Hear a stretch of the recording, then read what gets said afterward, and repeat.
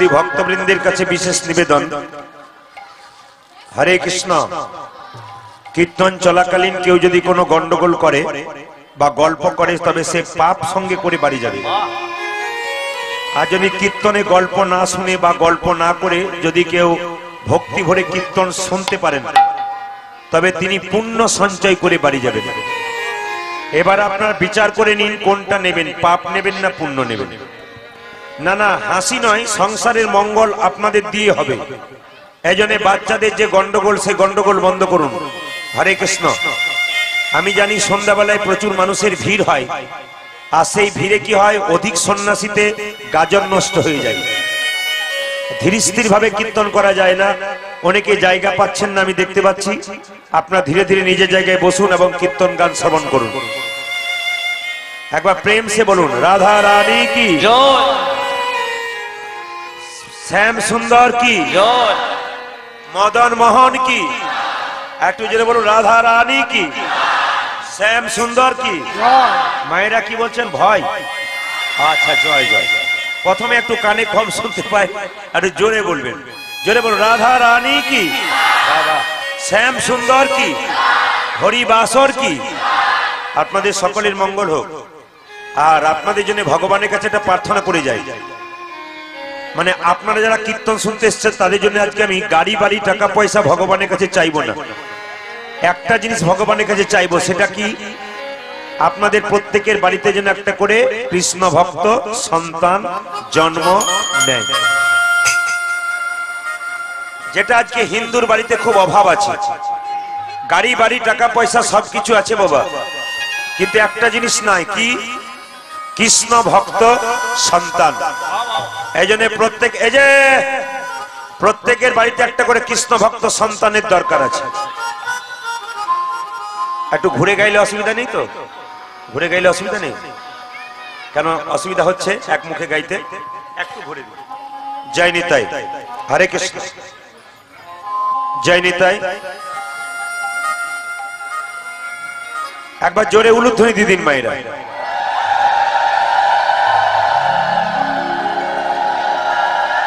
বেশ,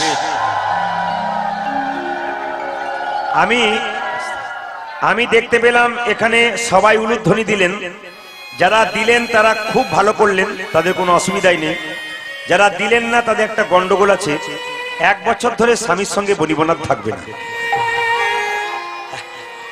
এ মায়েরা মনে মনে ভাবছে এটা আমাদের মাঝে মাঝে হয়, তার জন্য কোনো ব্যাপার নাই, অসুবিধা নেই, আমরা করতে পারি। একবার জোরে উলুধ্বনি হয়ে যায়, বাবা।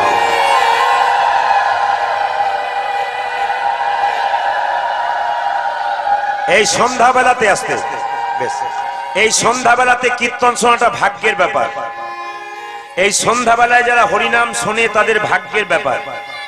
দেখবেন যারা আমার নেটে গান শুনেছেন তারা দেখেছেন যে 6টা বাজতে 24 মিনিট আর 6টা বেজে 24 মিনিট এই সময় যদি কেউ ভাগ্যবান ভাগ্যবতী মা ভগবানের চরণ তলে বসে থাকতে পারেন তার বিরাট লাভ হয়ে যায়। তার মানে এখন আপনারা ঘড়ির দিকে তাকান, 6টা বেজে 24 আর 6টা বাজতে 24, এই 48 মিনিটের মধ্যে 5টা মিনিট, বেশি নয়, এই 5টা মিনিট ভগবানের মন্দিরে কেউ যদি বসতে পারে তবে তার গোবিন্দের কৃপা হয়ে যায়। এই জন্য সংসারের সমস্ত কাজকর্ম ত্যাগ করে আপনারা হরিবাসর এসছেন এই ভগবানের কাছে বসতে। এই জন্য আপনাদের চরণে রইল আমার কোটি কোটি দণ্ডবত প্রণাম রইল। এইবার সবাই লক্ষ্য করুন, যিনি কলিযুগের ভগবান মহাপ্রভু তিনি এসেছিলেন কখন? একটা একটা করে শুনবেন মায়ের, আমি জিজ্ঞেস করব। ফাল্গুন মাসের এই যে সংসারের গল্প, বহুদিন পর দেখা হয়েছে, এটা একটু হবেই। আমি একটা কথা বলে যাই আস্তে, হরে কৃষ্ণ। কই মাতা রামচন্দ্রের গলায় মালা পরাবে বলে মালা গাঁথছে, মায়েরা মন দিয়ে শুনবেন। রামচন্দ্র কালকে রাজা হবে, কই মা এরকম করে ফুলের মালা গাঁথছে। তখন পেছন থেকে একটা মেয়ে এসে বলল, কই মালা তুই কার জন্য গাঁথছিস? কই বলল, কেন? রাম কাল রাজা হবে, রামের গলায় পরাবো। পাশের মেয়েটি বলে উঠলো, রাম রাজা হবে তো তোর কি গেল? কৌশল্যা তার আপন মা, সে হবে রাজমাতা আর তুই হবি ভিখারিণী। আসলে কইকইর মনটা রামের দিকে ছিল, মালা গাছ ছিল, কিন্তু পাশের মেয়েটার নাম কি কুজি মন্থরা, ও কিন্তু ওর মনটাকে ওখান থেকে সরিয়ে দিল। তার মানে আপনারা কীর্তন শুনছেন, পাশে যদি কোনো মেয়ে আপনার কানে ফিস ফিস করে বা গল্প করে, বুঝবেন কুজি মন্থরার লোক এসছে, আপনাকেও ধর্ম থেকে নিতাই গৌর হরি বল বলে সরিয়ে দিল। এই জন্য পাশে যদি কেউ গল্প করে তাহলে বুঝে নেবেন কুজি মন্থরার লোক এসছে, দলের লোক, এ আমার ধর্ম নষ্ট করতে এসছে। তাই ওই দিকে তাকাবেন না যতক্ষণ এখানে বসবেন। পতিত পাবন শ্রী গৌর হরি, যিনি কলিযুগের ভগবান। মায়েরা, ভগবান কাকে বলে, কেন ভগবানের নাম শুনতে আসবেন, তত্ত্ব শুনুন আস্তে আস্তে। পরিবেশ সুন্দর করুন। আপনি বলেন ভগবান ভগবান ভগবান, ভগবান কাকে বলে? যার রূপ আছে তাকে রূপবান বলা হয়, যার গুণ আছে তাকে গুণবান বলা হয়, যার ধন আছে তাকে ধনবান বলা হয়। তাহলে ভগবান কাকে বলে? যার ভোগ আছে তাকে ভগবান বলা হয়। ভোগ মানে কি? ভগবানের মধ্যে ছটা জিনিস আছে। কি কি? সরৈশ্বর্যপূর্ণ ভগবান। শাস্ত্রে বাঁধিয়ে গন্ডগোল নয়। সরৈশ্বর্যপূর্ণ ভগবান, ছটি ঐশ্বর্য আছে। কি কি? ঐশ্বর্য, বীর্য, শ্রী, যশ, জ্ঞান আর বৈরাগ্য। এই ছটা জিনিস যার মধ্যে আছে তিনি হচ্ছেন ভগবান। ঐশ্বর্য মানে কি? অনেকগুলো লোককে নিজের আয়ত্তে রাখার ক্ষমতাকে ঐশ্বর্যবান বলা হয়। তাহলে পশ্চিম বাংলার যিনি মুখ্যমন্ত্রী তিনি তো বহু লোককে নিজের আয়ত্তে রেখেছেন, তিনি কি ভগবান? ভারতবর্ষে যিনি প্রধানমন্ত্রী তিনি তো বহু লোককে আয়ত্তে রেখেছেন, তিনি কি ভগবান? যিনি ব্রহ্মা 14 কোটি ভুবনকে নিজের আয়ত্তে রেখেছেন, তিনি কি ভগবান? তারা কেউ ভগবান নয়। ভগবান সে যিনি বিশ্ব ভুবনকে হাতের মুঠোয়, যার অঙ্গুলি নির্দেশে ধ্বংস এবং সৃষ্টি হয়, তিনি হচ্ছেন ভগবান। ঐশ্বর্য। বীর্য মানে কি মা? বীর্য মানে ক্ষমতা। দেখুন ভগবান শ্রীকৃষ্ণ 7 বছর বয়সে ওরি আঙ্গুলে গিরি গোবর্ধন পাহাড় তুলেছিল। আপনারা একটা ইট তুলতে পারবেন না, আর ভগবান গিরি গোবর্ধন পাহাড় তুলেছিল। তাহলে তিনি কত বড় বীর্যবান। ঐশ্বর্য, বীর্য। শ্রী মানে কি? শ্রী কথার অর্থ দুটো। যেমন ও মায়েরা, আপনারা বলেন না তোর কাজের কোনো শ্রী নাই, তোর কাজের কোনো শ্রী নাই। আর একটা শ্রী, শ্রী মানে ধন। তাহলে শ্রী মানে সুন্দর আর শ্রী মানে ধন, দুটোই ভেঙে দেবো। সুন্দর মানে কি? ভগবানের মতো অপরূপ সুন্দর পৃথিবীতে আর কেউ নেই। কেউ যদি একবার গোবিন্দ দর্শন করতে পেরেছেন অন্তর থেকে, পৃথিবীতে কোনো জিনিস দেখার মতো ক্ষমতা তার নাই। রাধারানী যেদিন থেকে গোবিন্দকে দেখেছিল সেদিন থেকে পৃথিবীর সব ভুলে গিয়েছিল, এমন রূপবান পুরুষ। এই জন্য ভগবানের মতো সুন্দর কেউ নাই। আর শ্রী মানে ধন। মায়েরা দেখবেন লক্ষ্মী পুজোর সময় মা লক্ষ্মীকে কি বলেন? এসো মা লক্ষ্মী, জোরে বলবেন। বসো মা ঘরে, আমার ঘরে থাকো মা অন্ধকার ঘরে, নাকি? কি করে? ও আচ্ছা, আমি মাঝে মাঝে ভুলে যাই, ঠিক করে। তাহলে কি বললাম? এসো মা লক্ষ্মী, বসো মা ঘরে, আমার ঘরে থাকো মা করে। আমরা লক্ষ্মীর কাছে ধনের জন্য বারবার আহ্বান করি, প্রভু ধন দাও, মা ধন দাও, ধন দাও। যে লক্ষ্মীর কাছে ধনের জন্য আহ্বান করি, সেই লক্ষ্মী আবার ভগবানের কাছে বসে আছে, তুমি ধন দাও। তাহলে তিনি কত বড় ধনবান। তাহলে শ্রী আর কি? যশ। ভগবানের মতো যশবান আর কেউ নেই। আর কি? জ্ঞান। যেমন ভগবান শ্রীকৃষ্ণের মুখস্থিত বাণী শ্রীমদ্ ভাগবত গীতা, তিনি কত বড় জ্ঞানবান। এইবার কি? বৈরাগ্য। দেখবেন কৃষ্ণ যখন বৃন্দাবন ছেড়ে মথুরাতে গিয়েছিল, তখন সবাই বলল বাবা কৃষ্ণ বৈরাগ্য নিয়ে নিল, মানে বৈরাগী হয়ে গেল। কিন্তু না, মাঝে মাঝে উদ্ধবকে বলতো যে বৃন্দাবনের কে কেমন আছে, মানে তখনও পাকাপাকি বৈরাগী হয় নাই, বৃন্দাবনের সকলের প্রতি মায়া ছিল। কিন্তু তিনি পাকাপাকি বৈরাগ্য নিলেন কখন? যখন তিনি কলিযুগে গৌর হলেন, 24 বছর বয়সে সন্ন্যাস দিলেন, নিতাই গৌর হরি বল বলে তিনি পাকাপাকি। তাই লক্ষ্য করুন মায়েরা, মহাপ্রভুকে আহ্বান করলেন কে? অদ্বৈত প্রভু। কিভাবে করলেন? গঙ্গা জলে তুলসী পত্র দিয়ে। আপনি 24 ঘন্টার মধ্যে 5 মিনিট ভগবানকে ডাকুন। এই 5 মিনিট সংসারের কথা ভুলে যান, বাড়ির কথা ভুলে যান।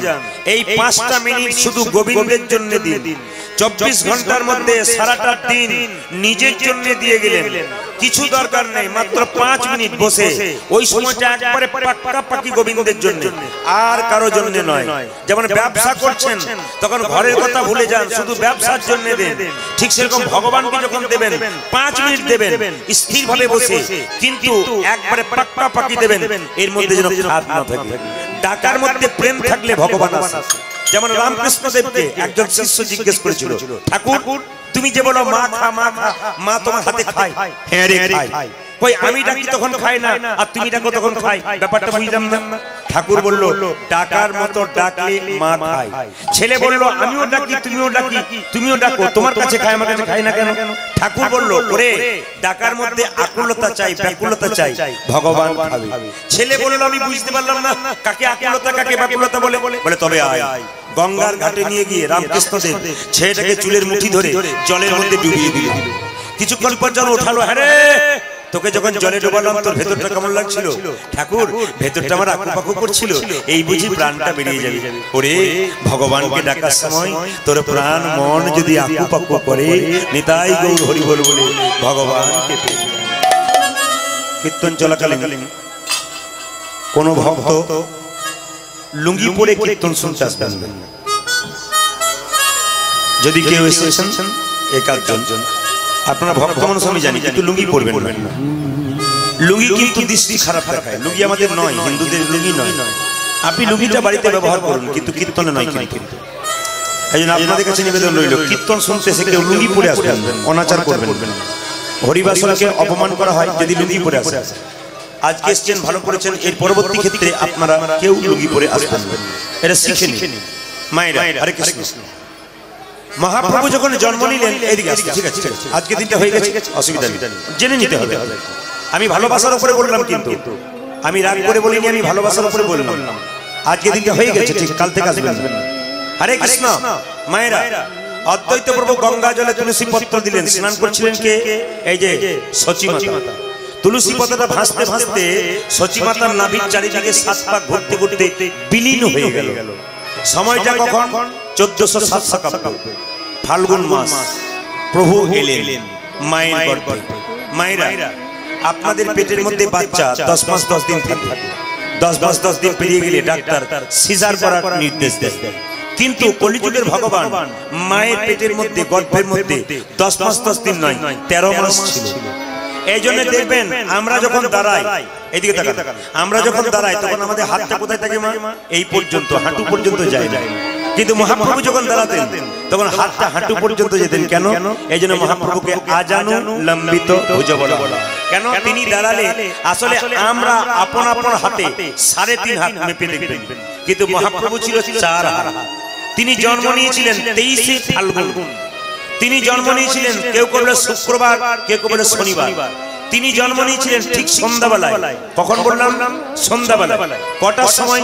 5:46। প্রশ্ন করবেন প্রদীপ বাবু, তখন কি ঘড়ি আবিষ্কার হয়েছিল?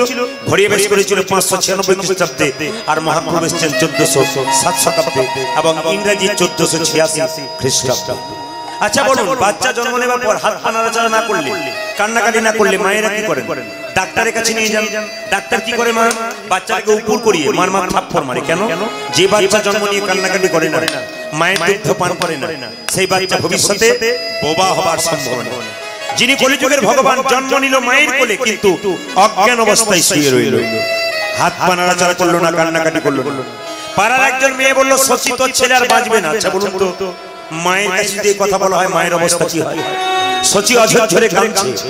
তখন পাশের একটা মেয়ে বলল, শশী তোর ছেলের বাঁচার একটা উপায় আছে। বলে কি? তোদের বাড়িতে নিম গাছ আছে তো, আতুর ঘরটা নিম গাছের নিচে কর।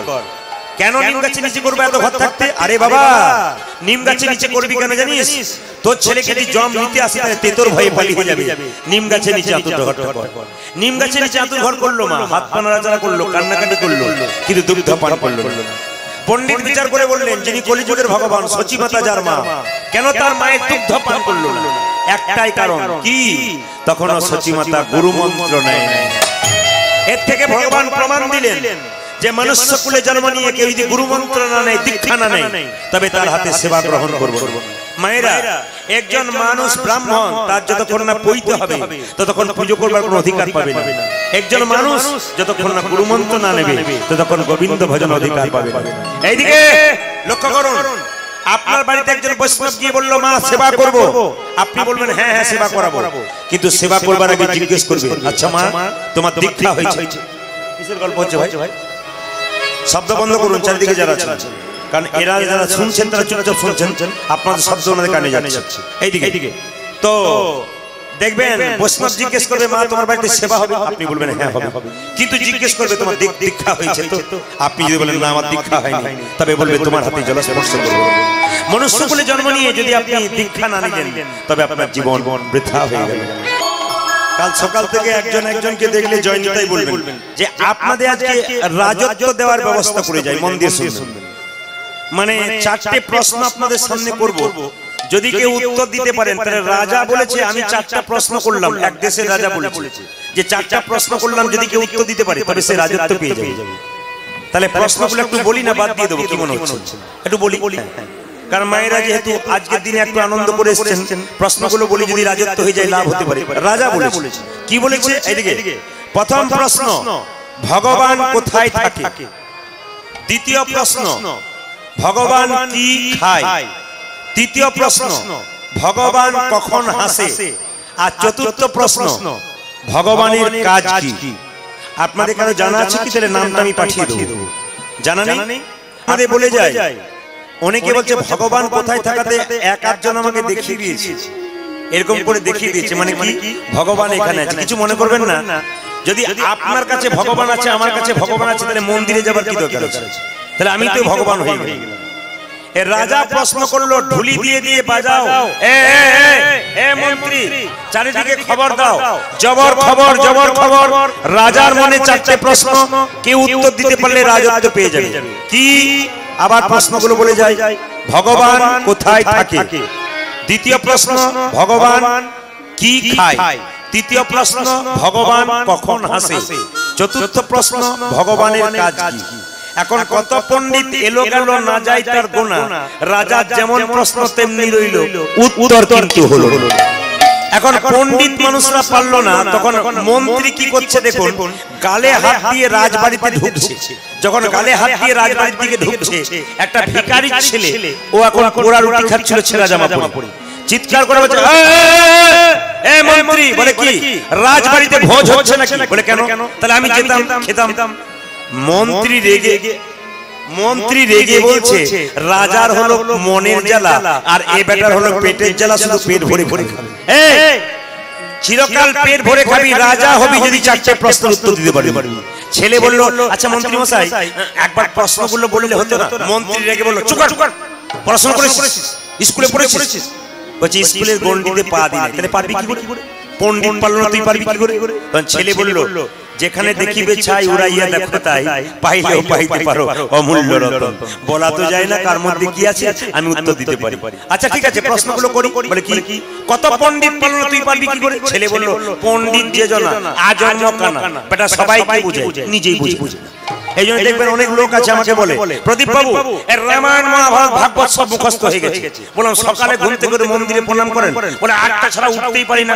লোককে বলি আমি করতে পারি। এই জন্য পণ্ডিত যে জনা আজন্ম কানা, সবাইকে বোঝায়, বেটা নিজেই বোঝে না। এখন ছেলে বলল তাহলে প্রশ্নগুলো করো।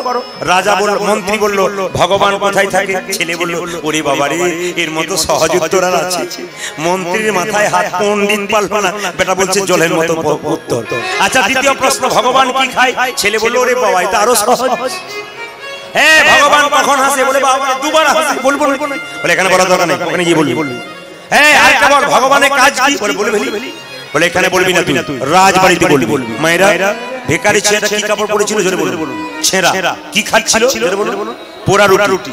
এখন যেই না বলেছে রাজবাড়িতে চল, ও এখন উত্তর দেবার জন্য যেই না ছুটেছে রাজবাড়ি, ওখানে কি হচ্ছে? ওখানে কি হচ্ছে? আমি পছন্দ করি না, অসভ্যতা পছন্দ করি না, একবার পছন্দ করি না। সবাই বসে আছে, কি হচ্ছে ওখানে? একবার ওখানে নয়, রাজার বাড়িতে। ওদিকে তাকাচ্ছে, মানে রাজা বলছে যে ওটা কি হচ্ছে? অভদ্রের মতো দাঁড়িয়ে আছে, সবাই বসে আছে। আপনারা সব পেছন দিকে তাকাচ্ছেন, রাজা বলছে ভিখারি ছেলেকে, আমি ওটা পছন্দ করি না। কি হচ্ছে? ছেলে বলল, রাজা মশাই আমি ভিখারি ছেলে, কি করতে এসেছিস? অভদ্র কোথাকার, ছেঁড়া কাপড় পরে আছিস। ছেলে বলছে, রাজা মশাই ছোট মুখে বড় কথা হবে, আমি একটা কথা জিজ্ঞেস করব। বলে, কি? বল বল। আপনি যে আমাকে অভদ্র বললেন, কেন বললেন? ওই যে ছেঁড়া কাপড় পরেছিস, ময়লা কাপড় পরেছিস, রাজবাড়িতে এসে এলে নতুন কাপড় পরে আসতে হয়, ভদ্রলোকের মতো আসতে হয়। ছেলে বলল, কিছু মনে করবেন না, সারা জীবন কেউ যদি চুরি ডাকাতি করলো, নতুন জামা কাপড় পরে আপনার কাছে এসে দাঁড়ালো, ও ভদ্রলোক হয়ে যাই। রাজা বলল, মন্ত্রী এ ছেঁড়া কাপড় হতে পারে, ভেতরে মাল আছে, মুখে ঝাল আছে, এই বেটা পারবি বোধহয়। আচ্ছা ঠিক আছে, তুই কে রে? আমি ভিখারি ছেলে। চারটে প্রশ্নের উত্তর দিলে তুই রাজা হয়ে যাবি। ছেলে বলল, প্রশ্নগুলো করুন। রাজা বলল, প্রথম প্রশ্ন, ভগবান কোথায় থাকে? ছেলে বলল, উত্তর দেব, একটু দেরি আছে। বলে, কি দেরি? বলছে, এক কাজ করুন রাজা মশাই, অনেক দূর থেকে এলাম তো, গলাটা শুকিয়ে গেছে, এক গ্লাস শরবত হবে? রাজা বলল, কে আছিস, এক গ্লাস শরবত এনে দে তো। মায়েরা যেই না এক গ্লাস শরবত দিয়েছে, ছেলে বলল, রাজা মশাই এটা শরবত? বলে, হ্যাঁ। এটা যদি শরবত, তাহলে চিনি কই? আমি তো জল দেখতে পাচ্ছি। মায়েরা বলুন তো, শরবত করার পর চিনি দেখতে পান? ছেলে কত চালাক দেখুন। বলছে, রাজা মশাই এটা যদি শরবত, তাহলে চিনি কই? ছেলে বলল, রাজা বলল, এই জন্য তুই ভিখারি, নইলে প্রফেসর। এখানে গন্ডগোল হচ্ছে খুব, দরজায় গন্ডগোল হচ্ছে। এইদিকে ছেলে বলল, এই জন্য তুই ভিখারি, প্রফেসর হতে পারতিস। ওরে জলের মধ্যে চিনি আছে, খালি চোখে দেখা যায় না, চুমুক দিলে বোঝা যায়। ছেলে বলল, রাজা মশাই এই গ্লাসটার মধ্যে আপনার প্রশ্নের উত্তর আছে। বলে, কেন? জলের মধ্যে চিনি আছে, তা যেমন খালি চোখে দেখা যায় না, চুমুক দিলে বোঝা যায়, বিশ্ব ব্রহ্মাণ্ডের মধ্যে ভগবান চিনির মতো মিশে আছে। যে ভক্ত ভক্তির চুমুক দেয় একমাত্র সেই। তার মানে কি উত্তর পেলেন? ভক্তি যার, কৃষ্ণ তার, সর্বশাস্ত্রে কয়। আর ভক্তি না থাকলে কৃষ্ণ দেখিলেই দেওয়া হয়। আপনি রাধা কৃষ্ণ মন্দিরে রাধা কৃষ্ণকে দেখছেন, যদি মনে করেন ভেতরে খড় আছে, মাটি আছে, আপনার কৃষ্ণ দেখা হলো না। পাথরই ভগবান হয়ে যায় যদি আপনার বিশ্বাস থেকে যায়। ভক্তি যার, কৃষ্ণ তার, সর্বশাস্ত্রে কয়। ভক্তি না থাকলে কৃষ্ণ দেখিলে কি হয়? দাঁড়া, অত বড় দরকার নেই, শোন। বলে, কি? দ্বিতীয় প্রশ্ন, ভগবান কি খায়? ছেলে বলল, খায় না। রাজা বলল, খায় না তো লোকে এমনি যায়, আপেল কলা নিয়ে? বলছে, না খায় না।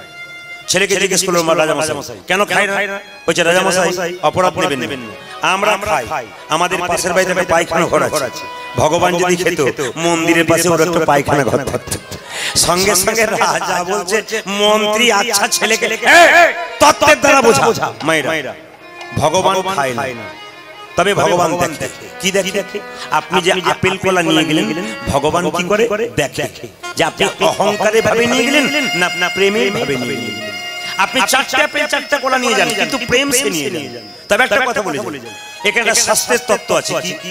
আপনারা মন্দিরে যান, কিছু ভুল করেন, সেই ভুলগুলো সংশোধন করে দিয়ে যান। মন্দিরে যখন আপনি পুজো নিয়ে যাবেন, তখন চৈতন্য চরিতামৃত বলল একটা ঢাকনা দিয়ে নিয়ে যান।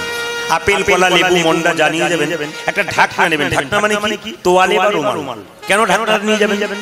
আকাশে প্রচুর পাখি উড়ে বেড়ায়, আপনি খালি নিয়ে যাচ্ছেন, হঠাৎ একটা পাখিতে প্রস্রাব করে দিল কিংবা বিষ্ঠা পায়খানা করে দিল, আপনি বুঝতেই পারলেন না, সেটা মন্দিরে গিয়ে ভগবানের সেবায় দেওয়া হলো, আপনার অন্যায় হয়ে গেল। এই জন্য চৈতন্য চরিতামৃতে বলল, যখন আপনি প্রসাদ নিয়ে যাবেন থালাতে করে, একটা ঢাকনা দিয়ে যাবেন। এইবার মন্দির লক্ষ্য করুন, যখন মন্দির ঢুকবেন, ঢোকার আগে আপনি প্রসাদটাকে নিয়ে মন্দিরে ঢুকবার আগে প্রভুকে প্রণাম করে বলবেন, প্রভু আমার যেটুকু সামর্থ্য আমি এনেছি, তুমি সেবা গ্রহণ করো, তুমি সেবা গ্রহণ করো, অপরাধ নিও না। যদি কোনো ভুল হয়, মন্দিরে চাপলেন, দরজা খুলবার আগে তিনবার মাথায় থাকতে হবে, 1 2 3, দরজা খুলবার আগে হুট করে দরজা কেউ খুলবেন না। চৈতন্য চরিতামৃতে বলল, কি করবেন? এরকম করে দরজা খুলবার আগে তিনবার চুক্তি দেবেন। কেন চুক্তি দেবেন?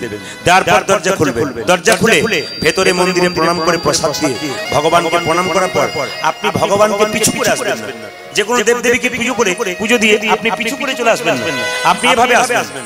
এই পিছু করে আস্তে আস্তে প্রভুর দিকে মুখ করে আস্তে আস্তে আপনি কি করবেন? দরজাটা বন্ধ করবেন, তারপর আপনি পিছু করবেন। তার আগে পিছু করবেন। মন্দিরে আপনারা অনেকে প্রসাদ দিন, কিন্তু মন্দিরের ভেতরে প্রসাদ দেওয়া নিষেধ। যিনি ব্রাহ্মণ বৈষ্ণব যদি কেউ মন্দিরের ভেতরে প্রসাদ দেয় উনি শাস্ত্র পড়েন, উনি অন্যায় করছেন, আপনাদের অন্যায় করাচ্ছেন। কেন? না, মন্দিরের ভেতরে প্রসাদ দিলে কি হয় মা, প্রসাদ দিতে দিতে প্রসাদের কণা মন্দিরের ভেতরে পড়ে যায়। তাতে কি হয়, কতজন পা দিয়ে চলে যায় পদদলিত করে। যে দেয় তারও মঙ্গল হয়, আর যে পা দেয় তারও মঙ্গল হয়, অমঙ্গল হয়। এই জন্য মাথায় রাখতে হবে, মন্দিরের এক কোণে প্রসাদ দিতে হয়, প্রসাদের কোণা এক জায়গায় পড়লো, সেই কোণাগুলো কুড়িয়ে নিয়ে আবার জলের মধ্যে জলাশয় দিতে হয়। এই কথাগুলো মাথায় রাখবেন।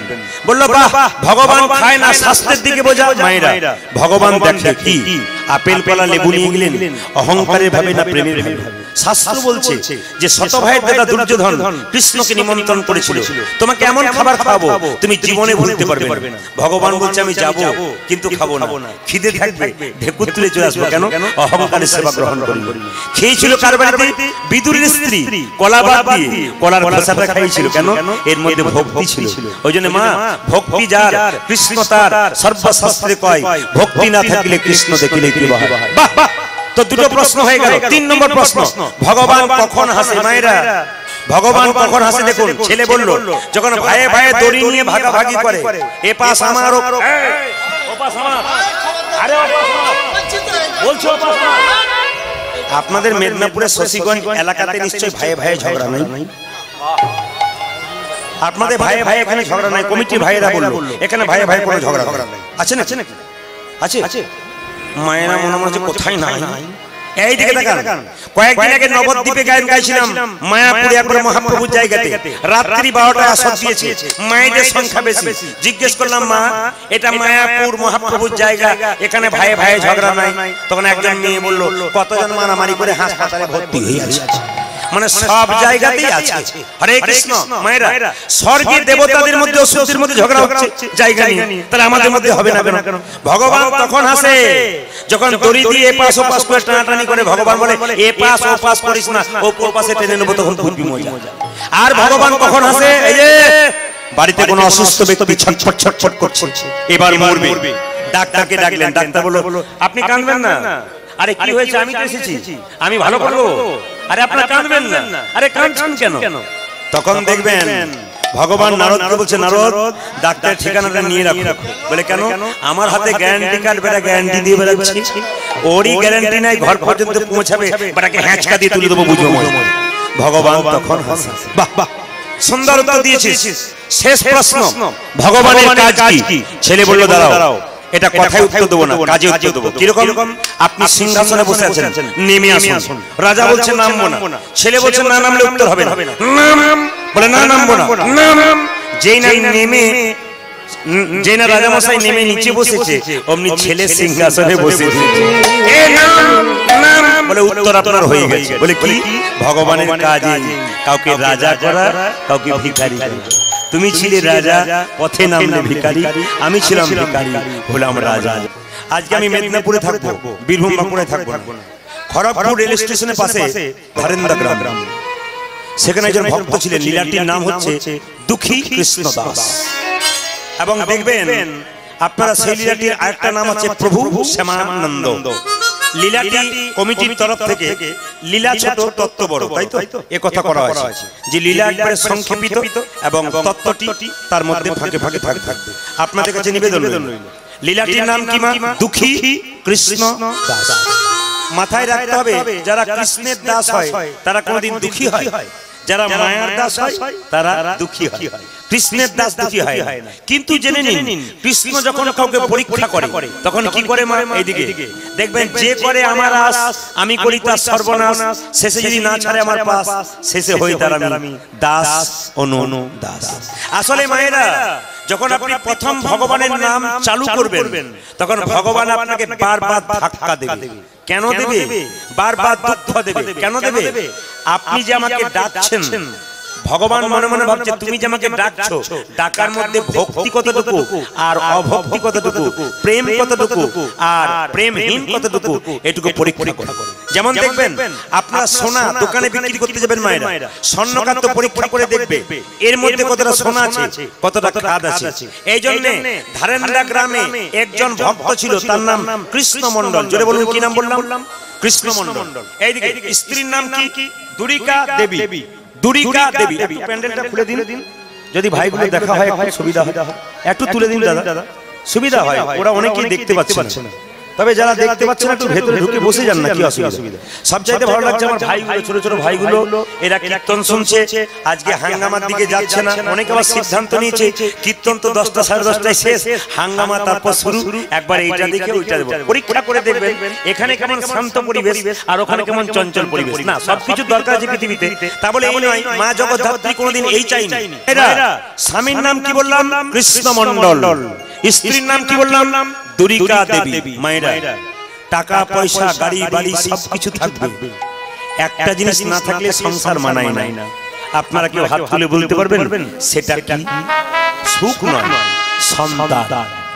দেখবেন কোন মা যদি কোনোদিন মা হতে পারেনি, কোন মেয়ে, পাশের বাড়ির কোন ছেলে যদি তার মাকে বলে মা, তখন দেখবেন ওই মায়ের হৃদয়টা কেঁদে ওঠে। আমার যদি একটা খোকা থাকতো, আমাকে মা বলে ডাকতো, আমার কথা। আমি একটা কথা বলে রাখি, যদি এরকম কোন মহিলা দিদি বোন এখানে আছেন যাদের সন্তান হয় না, চিন্তা করবেন না, ভগবানকে বাৎসল্য প্রেমে ভালোবাসুন। দেখবেন অগ্রদ্বীপের গোপীনাথ লীলা শুনেছেন, দেখুন ভগবান হয়ে বাবার মুখাগ্নি করে দিয়েছিল। তার মানে কি? যদি ভগবানকে পুত্রের মতো কেউ ভালোবাসতে পারেন, আপনার পুত্র না থাক, আপনি তাকে ভালোবাসেন। কোন মেয়ে বিধবা হয়ে গেছে, আরে বিধবা হচ্ছেন, ছাড়ুন, ভগবানকে প্রতিরূপে রাখুন, তিনি প্রতিরূপে আপনার পাশে থাকবেন, আপনার কোনো অভাব থাকবে না। তিনি যদি আপনার পাশে থাকে, এখানে কেউ কোনো কিছু করে নিতে পারবে না। ওই জন্য দুরিকা দেবী চিৎকার করে বলছে, স্বামী আমাদের সব আছে কিন্তু সন্তান নাই। পাশের বাড়ি একটা মেয়ে বলল, সব দেব দেবীর কাছে গিয়েছিস, একজনের কাছে গিয়েছিস? বলে কার কাছে? বাবা ভোলানাথের কাছে। মায়েরা, বাবা ভোলানাথের আরেক নাম কি? আশুতোষ। তার মানে কি? অল্পতেই সন্তুষ্ট বাবা, এই জন্য বাবার আরেক নাম আশুতোষ। তবে একটা কথা বলে রাখি, বাবার মন্দিরে আপনারা প্রণাম করতে যান, কিন্তু একটা ভুল করেন। কি ভুল? আপনারা বাবার মন্দিরে গিয়ে বাবাকে প্রণাম করেন, কিন্তু বাবার মন্দির ঢুকবার আগে দুটো ষাঁড় থাকে না? ষাঁড় থাকে না? জোরে বলুন। হ্যাঁ, আপনার ষাঁড়গুলোকে প্রণাম না করে বাবাকে প্রণাম করতে যান। আসলে তত্ত্বটা শুনে রাখুন, বাবা বলতে চাইছে আমাকে প্রণাম করবার আগে ষাঁড় দুটোকে প্রণাম করুন। ষাঁড় দুটোকে এদিকে। আসলে গয়া, দেখবেন ওই গয়াসুর, গয়াতে যে পিণ্ড দেন না, ওই গয়ার বাবার নাম ছিল ত্রিপাসুর, খুব অত্যাচারী ছিল। একবার বাবা শিব ত্রিপাসুরের সঙ্গে যুদ্ধ আরম্ভ করলো, কিন্তু কোনো মতেই বাবা শিব ত্রিপাসুরের সঙ্গে পারছে না। যখন পারছিল না মা, তখন কি করলো দেখুন, যখন কোনো মতেই পারছে না, তখন ভগবান শিব কি করলেন? ভগবান নারায়ণকে স্মরণ করলেন। ভগবান নারায়ণ কি করলেন? মা ষাঁড়ের রূপ ধারণ করে ত্রিপাসুরকে পিঠে চাপিয়ে, ত্রিপাসুর ষাঁড়ের রূপ ধারণ করে বাবা শিবকে পিঠে চাপিয়ে ত্রিপাসুরকে হত্যা করলেন। ওই জন্য বাবা শিবের আরেক নাম ত্রিপুরারি। মায়েরা জেনে নিন, বাবা শিবের আরেক নাম ত্রিপুরারি।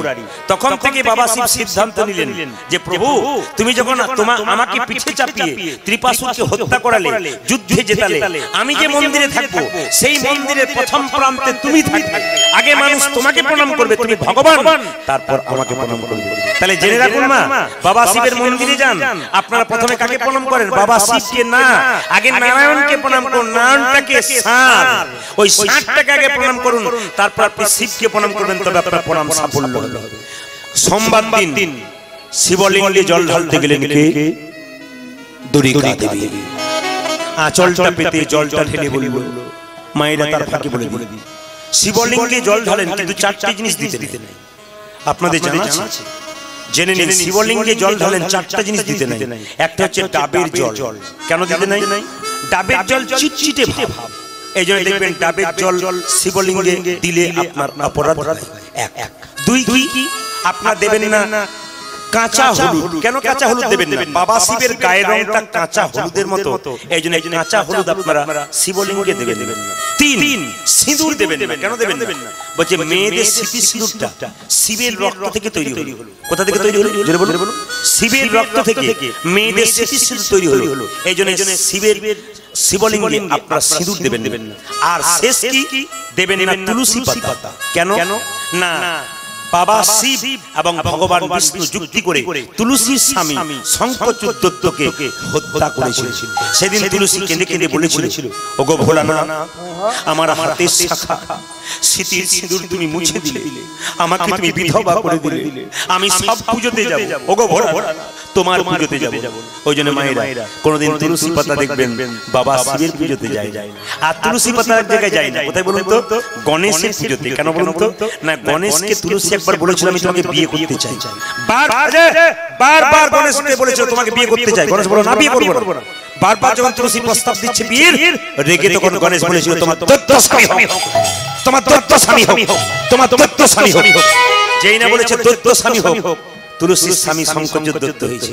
তখন থেকে তুলসী অভিমান করে বলেছে সব পুজোতে যাব, ওগো গণেশ তোমার পুজোতে যাব।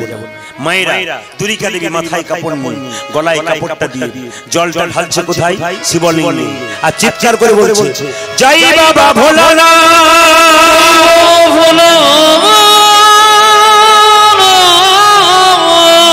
জয় বাবা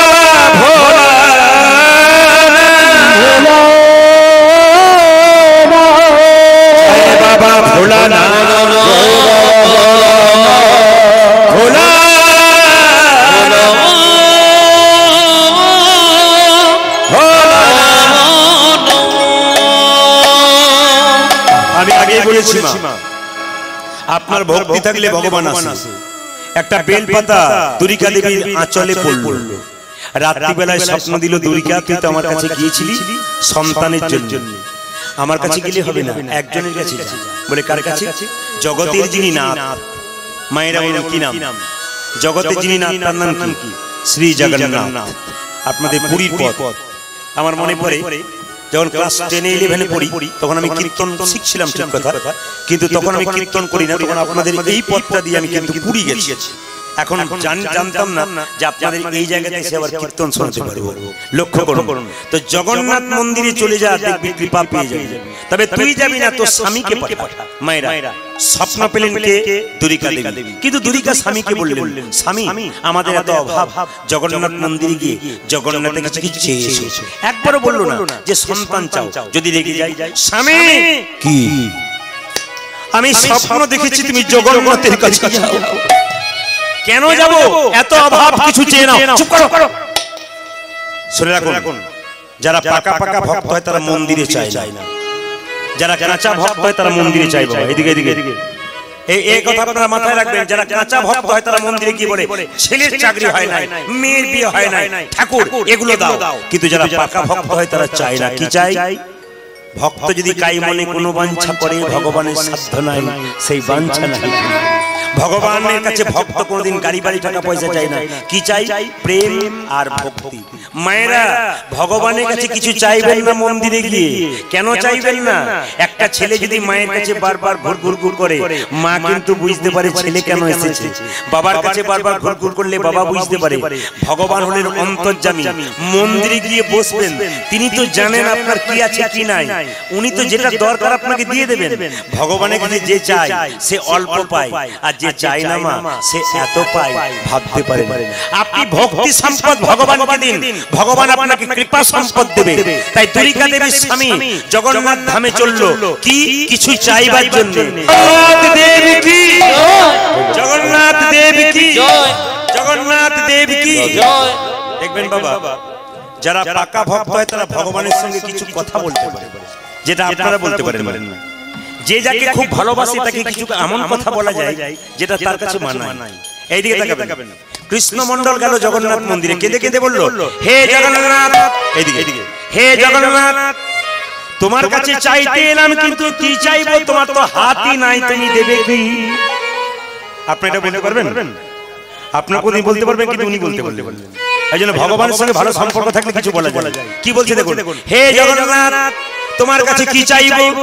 তোমার কাছে চাইতে এলাম, তোমার তো হাতই নাই, তুমি দেবে কি? তোমার পা নাই, তুমি দেবে কি? জগন্নাথ দেব আকাশবাণী করে বলল, রে কৃষ্ণ মন্ডল আমার হাত নাই, কিন্তু এই হাত আমি তোদেরকে দিলাম কর্ম করার জন্য। আমার পা নাই, তোদেরকে দিলাম কর্ম করতে যাবার জন্য। অনেক দূরে যেতে হবে, আমার পা তোদেরকে দিলাম। আমার যা ছিল তোদেরকে দিলাম। তোরা এই নিয়ে পৃথিবীতে সংসারে থাক, আর মাঝে মাঝে আমার নাম কীর্তন কর। জগন্নাথ মন্দিরে গিয়ে কৃষ্ণ মন্ডল বলছে, ও জগন্নাথ লোকে তোমার কাছে এলে গাড়ি বাড়ি টাকা পয়সা ধন দৌলত চাই, কিন্তু আমি এমন একটা জিনিস চাইবো পৃথিবীতে কেউ চাই না।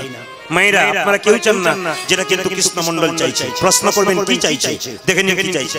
ওগো জগন্নাথ, তোমার কাছে এলে লোকে গাড়ি বাড়ি টাকা পয়সা ধন দৌলত চাই, কিন্তু আমি তোমার কাছে ধন দৌলত চাইবো না। কি চাইবো? আমায় একটা কৃষ্ণ ভক্ত সন্তান দাও হে। হরি বল উলধ্বনি মায়েরা, উলধ্বনি উলধ্বনি উলধ্বনি।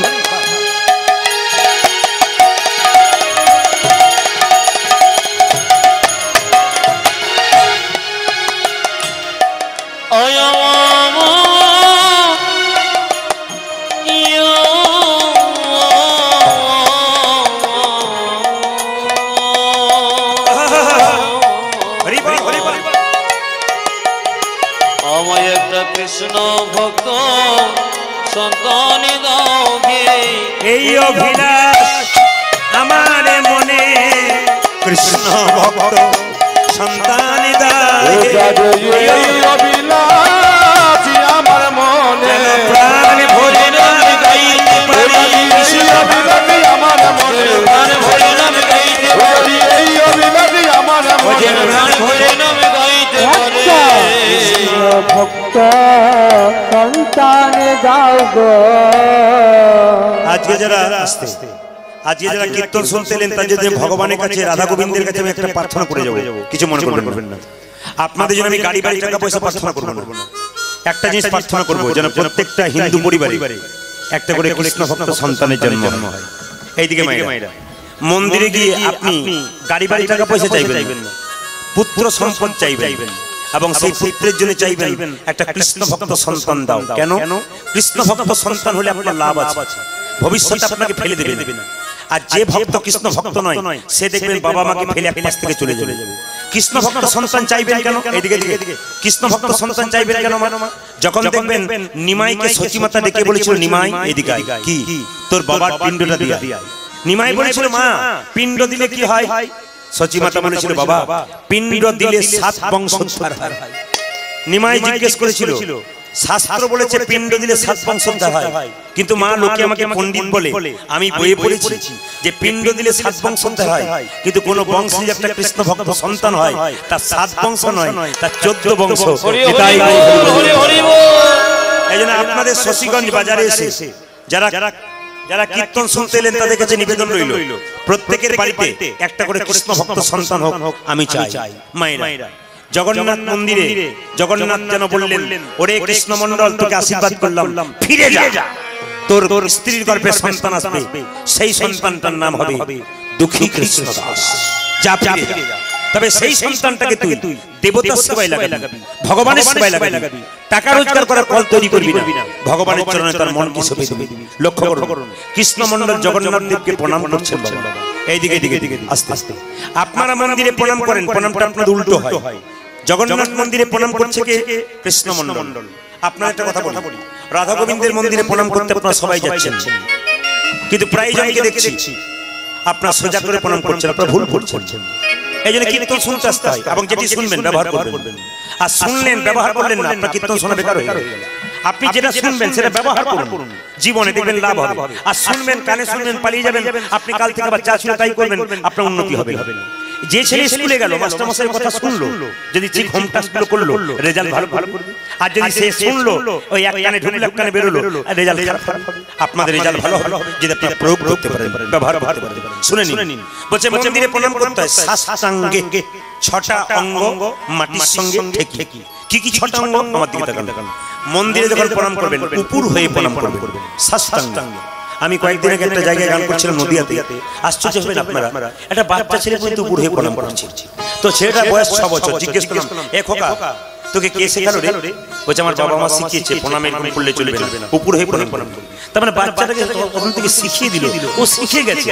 ওই বাচ্চাকে প্রণাম করছে, উপর হয়ে প্রণাম করছে। কেন? এটা শেখাতে হবে আপনাদেরকে। আপনি করবেন তবে ও শিখবে। আপনি আচরি ধর্ম অপরে শেখায়, আপনি না আচরিলে অপরে শেখানো না যায়। মা বাবা যদি আচরণ না করে, তবে ছেলে আচরণ করবে কি করে? এইদিকে তাকান, আগে নিজে আচরণ করুন, তারপর অপরকে শেখান। যেমন রামকৃষ্ণ দেবের কাছে একজন শিষ্য এসেছিল, একজন বুড়িমা, তার নাতনিকে নিয়ে, ঠাকুর আমার নাতি খুব মিষ্টি খায়, একটু বলে দাও তো যেন মিষ্টি না খায়। তুমি বললে আর আমার নাতি মিষ্টি খাবে না। ঠাকুর বলল 15 দিন পরে এসে তোমাকে বলবো। 15 দিন পরে যখন নাতিকে নিয়ে ঠাকুমা এলো, আচ্ছা ঠাকুর তুমি বলেছিলে 15 দিন পরে বলবো, এবার বলো। বলে কি? মিষ্টি যেন না খায়। খোকা এ মিষ্টি খাবি না রে, এই মিষ্টি খেলে কৃমি হয়, দাঁত নষ্ট হয়ে যায়। বাচ্চারা শুনে রাখো, মিষ্টি খেলে কি হয়? এখানে আবার মিষ্টির দোকানদার আছে, বলবে আমার মানে বিপরে চলে যাচ্ছে, মানে বেশি মিষ্টি খেতে নেই। তাহলে কি হয়? দাঁত নষ্ট হয়, আর কি হয়? কৃমি হয়। ইন ফিউচার ভবিষ্যতে সুগার হওয়ার চান্স থাকে। কি বলছে রামকৃষ্ণ পরমহংসদেব? প্রদীপ পাল বলে সঙ্গে সঙ্গে বলল এই কাল থেকে খাবি। ছেলে বলল খাবো না। ঠাকুমা বলছে আচ্ছা ঠাকুর 15 দিন আগে এলাম তখন বললে না, এখন তুমি বললে কেন? 15 দিন পরে বললে কেন? রামকৃষ্ণদেব বলছে আমি তো নিজেই 15 দিন আগে মিষ্টি খেতাম, আগে খাওয়া ছাড়লাম তারপর বললাম। ওই জন্য আপনি আগে ব্যবহার করুন, তবে লোককে বলুন, তবে লাভ আছে। আপনি ব্যবহার না করলে আপনার লাভ নেই। লক্ষ্য করুন মায়েরা, কি বললাম? সাষ্টাঙ্গে প্রণাম, 6টা অঙ্গ জোরে বলুন। মাটিতে ঠিকবে কি কি দেখে নিন। প্রথম হচ্ছে হাতের তালু, এটা মাটিতে ঠিকতে হবে। হাতের তালু উপর হয়ে প্রণাম করলে হাতের তালু এটা মাটিতে ঠিকবে। 2 কি? হাতের কনুই। 3 কি? ললাট। 4 কি? নাসিকা। 5 কি? বক্ষস্থল। 6 কি? নিম্নাঙ্গ। এই 6টা অঙ্গ মাটির সঙ্গে ঠিকলে একে সাষ্টাঙ্গে প্রণাম করা হয়। আপনারা চেষ্টা করবেন এই প্রণামটা করবেন, আপনাদের লাভ আছে। আবার বলে দিই সাষ্টাঙ্গে প্রণাম কি? একটা হচ্ছে এরকম, হাতের তালু এক মাটিতে ঠিকবে। 2 কি? হাতের কনুই। 3 কি? ললাট। 4 কি? নাসিকা। 5 কি? বক্ষস্থল। 6 কি? নিম্নাঙ্গ। এই 6টা অঙ্গ মাটির সঙ্গে ঠিকলে তাকে বলা হয় সাষ্টাঙ্গে প্রণাম। এটা হচ্ছে প্রকৃত প্রণাম। এখনকার ছেলেরা অবশ্য প্রণাম করতে আসে, ওরা পা পর্যন্ত নাগালে পায় না, হাঁটুতে প্রণাম করে। কেন বলুন তো? জিন্সের প্যান্ট পরে, এত টাইট প্যান্ট যে নিচে আর নামতে পারে না। এমন ওটা পা নয় রে, এটা পা নয়, ওটা পা বটে। আর বলবেন না দাদা জিন্সের প্যান্টের যা টাইট। আমরা কেন? এখন তো ফাটা প্যান্ট পাওয়া যাচ্ছে, এখানে ফাটিয়ে নিস, কাজ হয়ে যাবে। লক্ষ্য করুন মায়েরা, এই দিকে তাকান সবাই। মন্দির, দেব দেবীর মন্দিরে প্রণাম করবেন ডান দিকে রেখে, ভগবানকে প্রণাম করবেন বাঁ দিকে রেখে। রাধা কৃষ্ণ মন্দিরে আপনি প্রণাম করবেন, যদি কাল থেকে আপনি সোজা প্রণাম করেন আপনার বেকার হয়ে গেল, আপনার কীর্তন শোনা বেকার হয়ে গেল, ব্যবহার বেকার হয়ে গেল। ওই যে প্রত্যেকটি কথা শাস্ত্র অনুযায়ী বলবো, মনে রাখবেন আপনারা। মন্দিরে প্রণাম করবেন কোন দিকে? জোরে বলুন। বাম দিকে ভগবানকে। দেবতাকে প্রণাম করবেন কোন দিকে?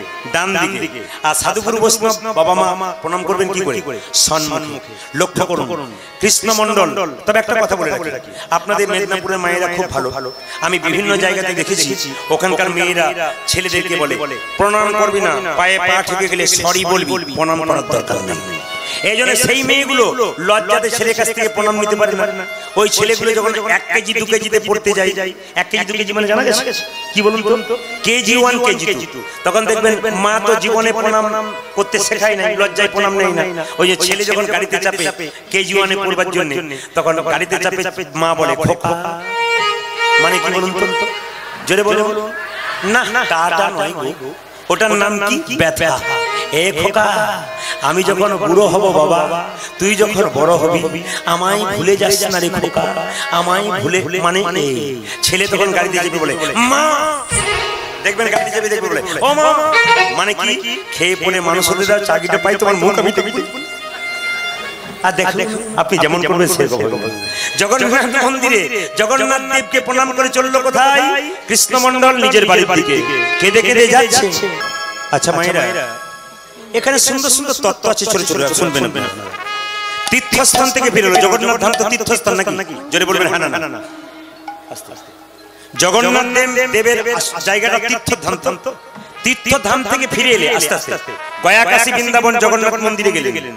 তীর্থ থেকে ফিরে এলে যদি কোনো বয়স্ক লোক ফিরে আসে তাকে প্রণাম করতে হবে। ও মায়েরা, যদি কোনোদিন দেখলেন পাশের বাড়ি বা গ্রামের বাড়ি বা গ্রামের কোনো লোক তীর্থস্থান থেকে এলো, তাকে কি করবেন? তাকে গিয়ে বয়স্ক হলে কি করবেন? আপনার চেয়ে বয়োজ্যেষ্ঠ হলে হরে কৃষ্ণ প্রণাম করবেন। কেন বলুন তো? তীর্থে সে যেমন ফল লাভ করেছে, আপনি প্রণাম করলে ওর ফলের কিছু অংশ আপনার লাভ হবে। এই জন্য তীর্থস্থান থেকে কেউ এলে তাকে তাড়াতাড়ি গিয়ে ঝাপ করে প্রণাম করতে হয়। এই প্রণাম করলে আপনার ফল কিছুটা লাভ হয়ে যায়, আপনি যেতে না পারলেও ক্ষতি হবে। এবার আপনারা প্রশ্ন করবেন, এক জায়গায় প্রশ্ন করলো, বৃন্দাবন নবদ্বীপ থেকে এলো, তাকে প্রণাম করলাম। যদি কেউ সমবয়স্ক যায়, ধরুন আপনার বয়স 50 আর যে গেছিল সে 50, তাকে কি করবেন? তাকে প্রণাম করা চলবে না। কি করবেন? যদি মেয়ে হয় মেয়েকে একটু আলিঙ্গন করবেন, আর যদি ছেলে হয় ছেলেকে একটু আলিঙ্গন করবেন। তাহলে কি হবে বলুন তো? দেখবেন সাধুগুরু বৈষ্ণবকে দেখলে অনেক মানুষ প্রণাম করার পর কি করে? বৈষ্ণব আলিঙ্গন করে। কেন বলুন তো? বৈষ্ণব বলে আমার যা আছে তোকে কিছুটা দিলাম, আর যে প্রণাম করে সে বলে প্রভু আমার কিছু নাই, তোমার কাছ থেকে কিছু নিলাম। ওই জন্য বৈষ্ণবকে আলিঙ্গন করতে হয়। ভক্ত মানুষ যারা হয় না তাদেরকে দেখলে আলিঙ্গন করতে। কেন বলুন তো? ভক্তের ভক্তি শরীরে থাকে, সেই ভক্তিটা আপনার মধ্যে কিছুটা যায়, এই জন্য আলিঙ্গন করতে হয়। এইবার বলি ছোট যদি হয়, আপনার চাইতে খুব ছোট বাচ্চা সে তীর্থ থেকে কি করবেন? তাকে চিবুকে একটু হাত দেবেন, একটু কোলে নেবেন, একটু নাচাবেন। ছোট বাচ্চা যদি হয়, কিংবা এরকম যদি বাচ্চা হয় একটু চিবুকে হাত দিয়ে একটু আদর করবেন, তার কাছ থেকে কিছু ফল আপনি লাভ হয়ে যাবে। যে না দুর্গা দেবীর কাছে এলো মা, অমনি দুর্গা দেবী গলায় কাপড় দিয়ে স্বামীকে প্রণাম করলেন। অপরাধ নেবেন না।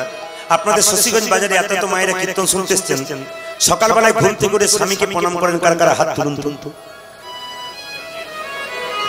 দু চারজন তুলেছিল, চারিদিকে তাকিয়ে দেখলো কেউ নাই, নামিয়ে দিল। আবার আস্তে আস্তে যারা ডবল এসছে তারা তাকিয়ে দেখছে আমাদেরটা তুলছে তো। এই দিকে তাকান মায়েরা, সকালবেলায় ঘুম থেকে করে স্বামীকে প্রণাম করতে হয়।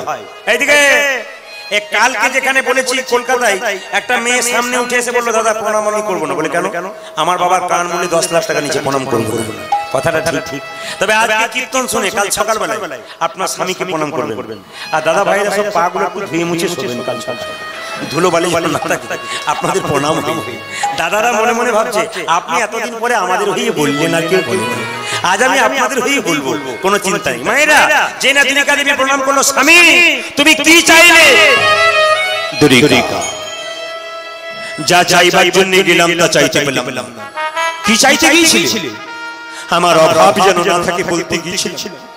ওগো দুর্গা, কে যেন আমাকে বলে উঠলো না না বল কৃষ্ণ ভক্ত সন্তান চাই। আমি একটা কৃষ্ণ ভক্ত সন্তান চেয়ে ফেললাম। বাহ বাহ বাহ বাহ। ওগো আমি তোমাকে ভেতরের কথাটা বলতে পারি না। জগন্নাথ দেব যেন কৃপা করে আমার কথাটা তোমার মুখ দিয়ে বলিয়ে দিয়েছি।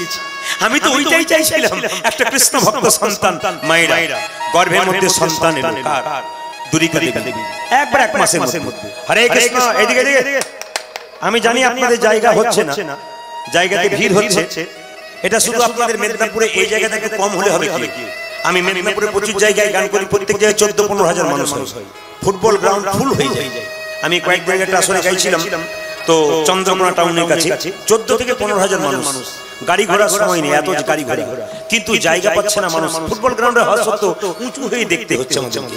এই জন্য ধন্যবাদ আপনাদের যারা দূর থেকে এসেছেন। একটু কষ্ট করে কৃষ্ণ কথা শুনে নিন, কিন্তু কেউ গল্প করবেন না, একটু কষ্ট করে শুনে নিন। এইদিকে লক্ষ্য করুন, দুর্গা দেবীর গর্ভে সন্তান এলো। আসার সঙ্গে সঙ্গে মায়েরা যার পেটে সন্তান আছে যদি প্রত্যেকদিন ভগবানের নাম করে, তবে তার সন্তান কৃষ্ণ ভক্ত হয়। দুর্গা দেবী কেঁদে কেঁদে গাইছে কোথা নারায়ণ, বারবার ডাকছে প্রভু গর্ভে সন্তান এলো। ওগো কোথা নারায়ণ শ্রীমধুসূদন, তুমি দেখা দাও চক্রধারী, তুমি কোথায় নারায়ণ শ্রীমধুসূদন, দেখা দাও চক্রধারী। কোথা নারায়ণ শ্রীমধুসূদন, দেখা দাও চক্রধারী। আমার কোথা নারায়ণ শ্রীমধুসূদন, দেখা দাও চক্রধারী। তোমার চরণ সপেছি জীবন, আজ তোমার চরণ এভাবে গাইবেন সপেছি জীবন। আজ তোমার চরণে সপেছি যে জীবন, তুমি অকুলে কান্দারি, তোমার চরণ সপেছি গে জীবন, তুমিও করে কান্দারি। কোথা নারায়ণ শ্রীমধুসূদন, দেখা দাও চক্রধারী।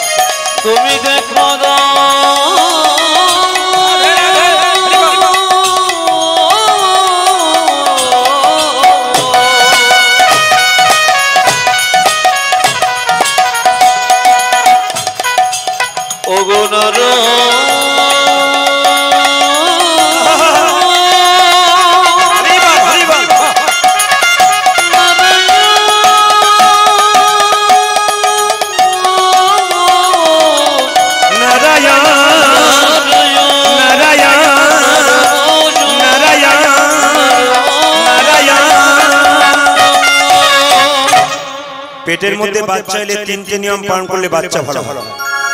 আস্তে আস্তে মায়েদের পেটে বাচ্চা এলে তিনটে নিয়ম পালন করলে বাচ্চা ভালো হয়। অনুকূল ঠাকুর বলেছেন, বলবো না, বাদ দিয়ে দেবো।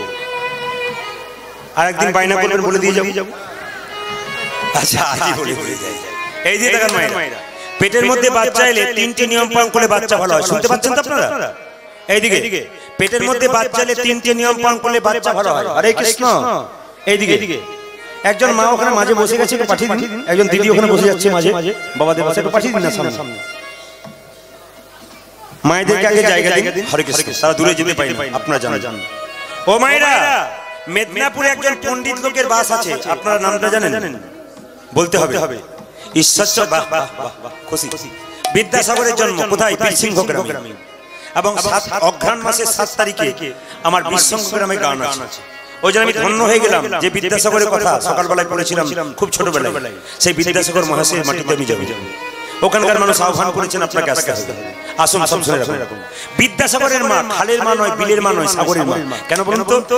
মা যদি মা হতে চায় এমনি মা হওয়া যায় না। আজকে বিদ্যাসাগরের জন্ম মেদিনীপুরে নাই কেন? আজকে বিদ্যাসাগরের জন্ম বীরভূমে নাই কেন? আজকে রবীন্দ্রনাথ ঘরে ঘরে নাই কেন? আজকে বিবেকানন্দ ঘরে ঘরে নাই কেন? কি করে থাকবে? আকাশে এরোপ্লেন ওড়ে, সব জায়গায় নামে না। যেখানে প্ল্যাটফর্ম থাকে সেখানে নামে।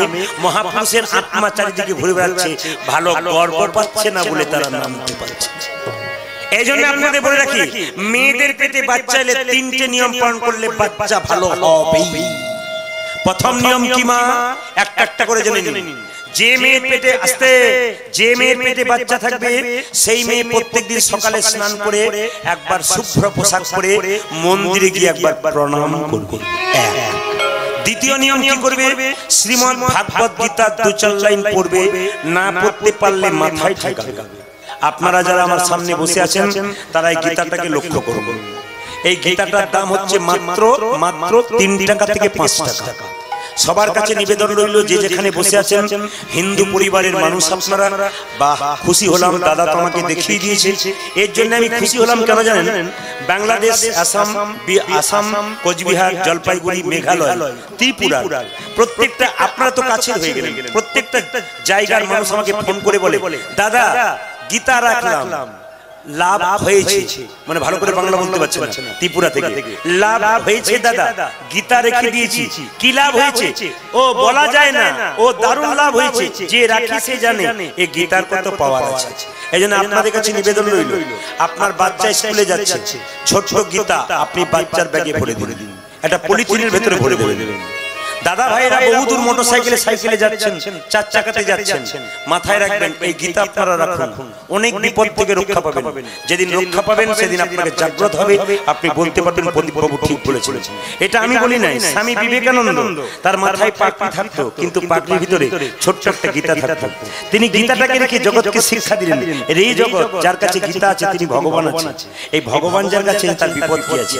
যারা আমার ইউটিউবে নেটে প্রচুর গান শোনেন, আমি জানি আজকে 15-16টা জেলার মানুষ প্রচুর গান শোনে এবং দিনের মাথায় 500টা ফোন আসে। ফোন ধরতে গিয়ে বিরক্ত হয়ে যায়।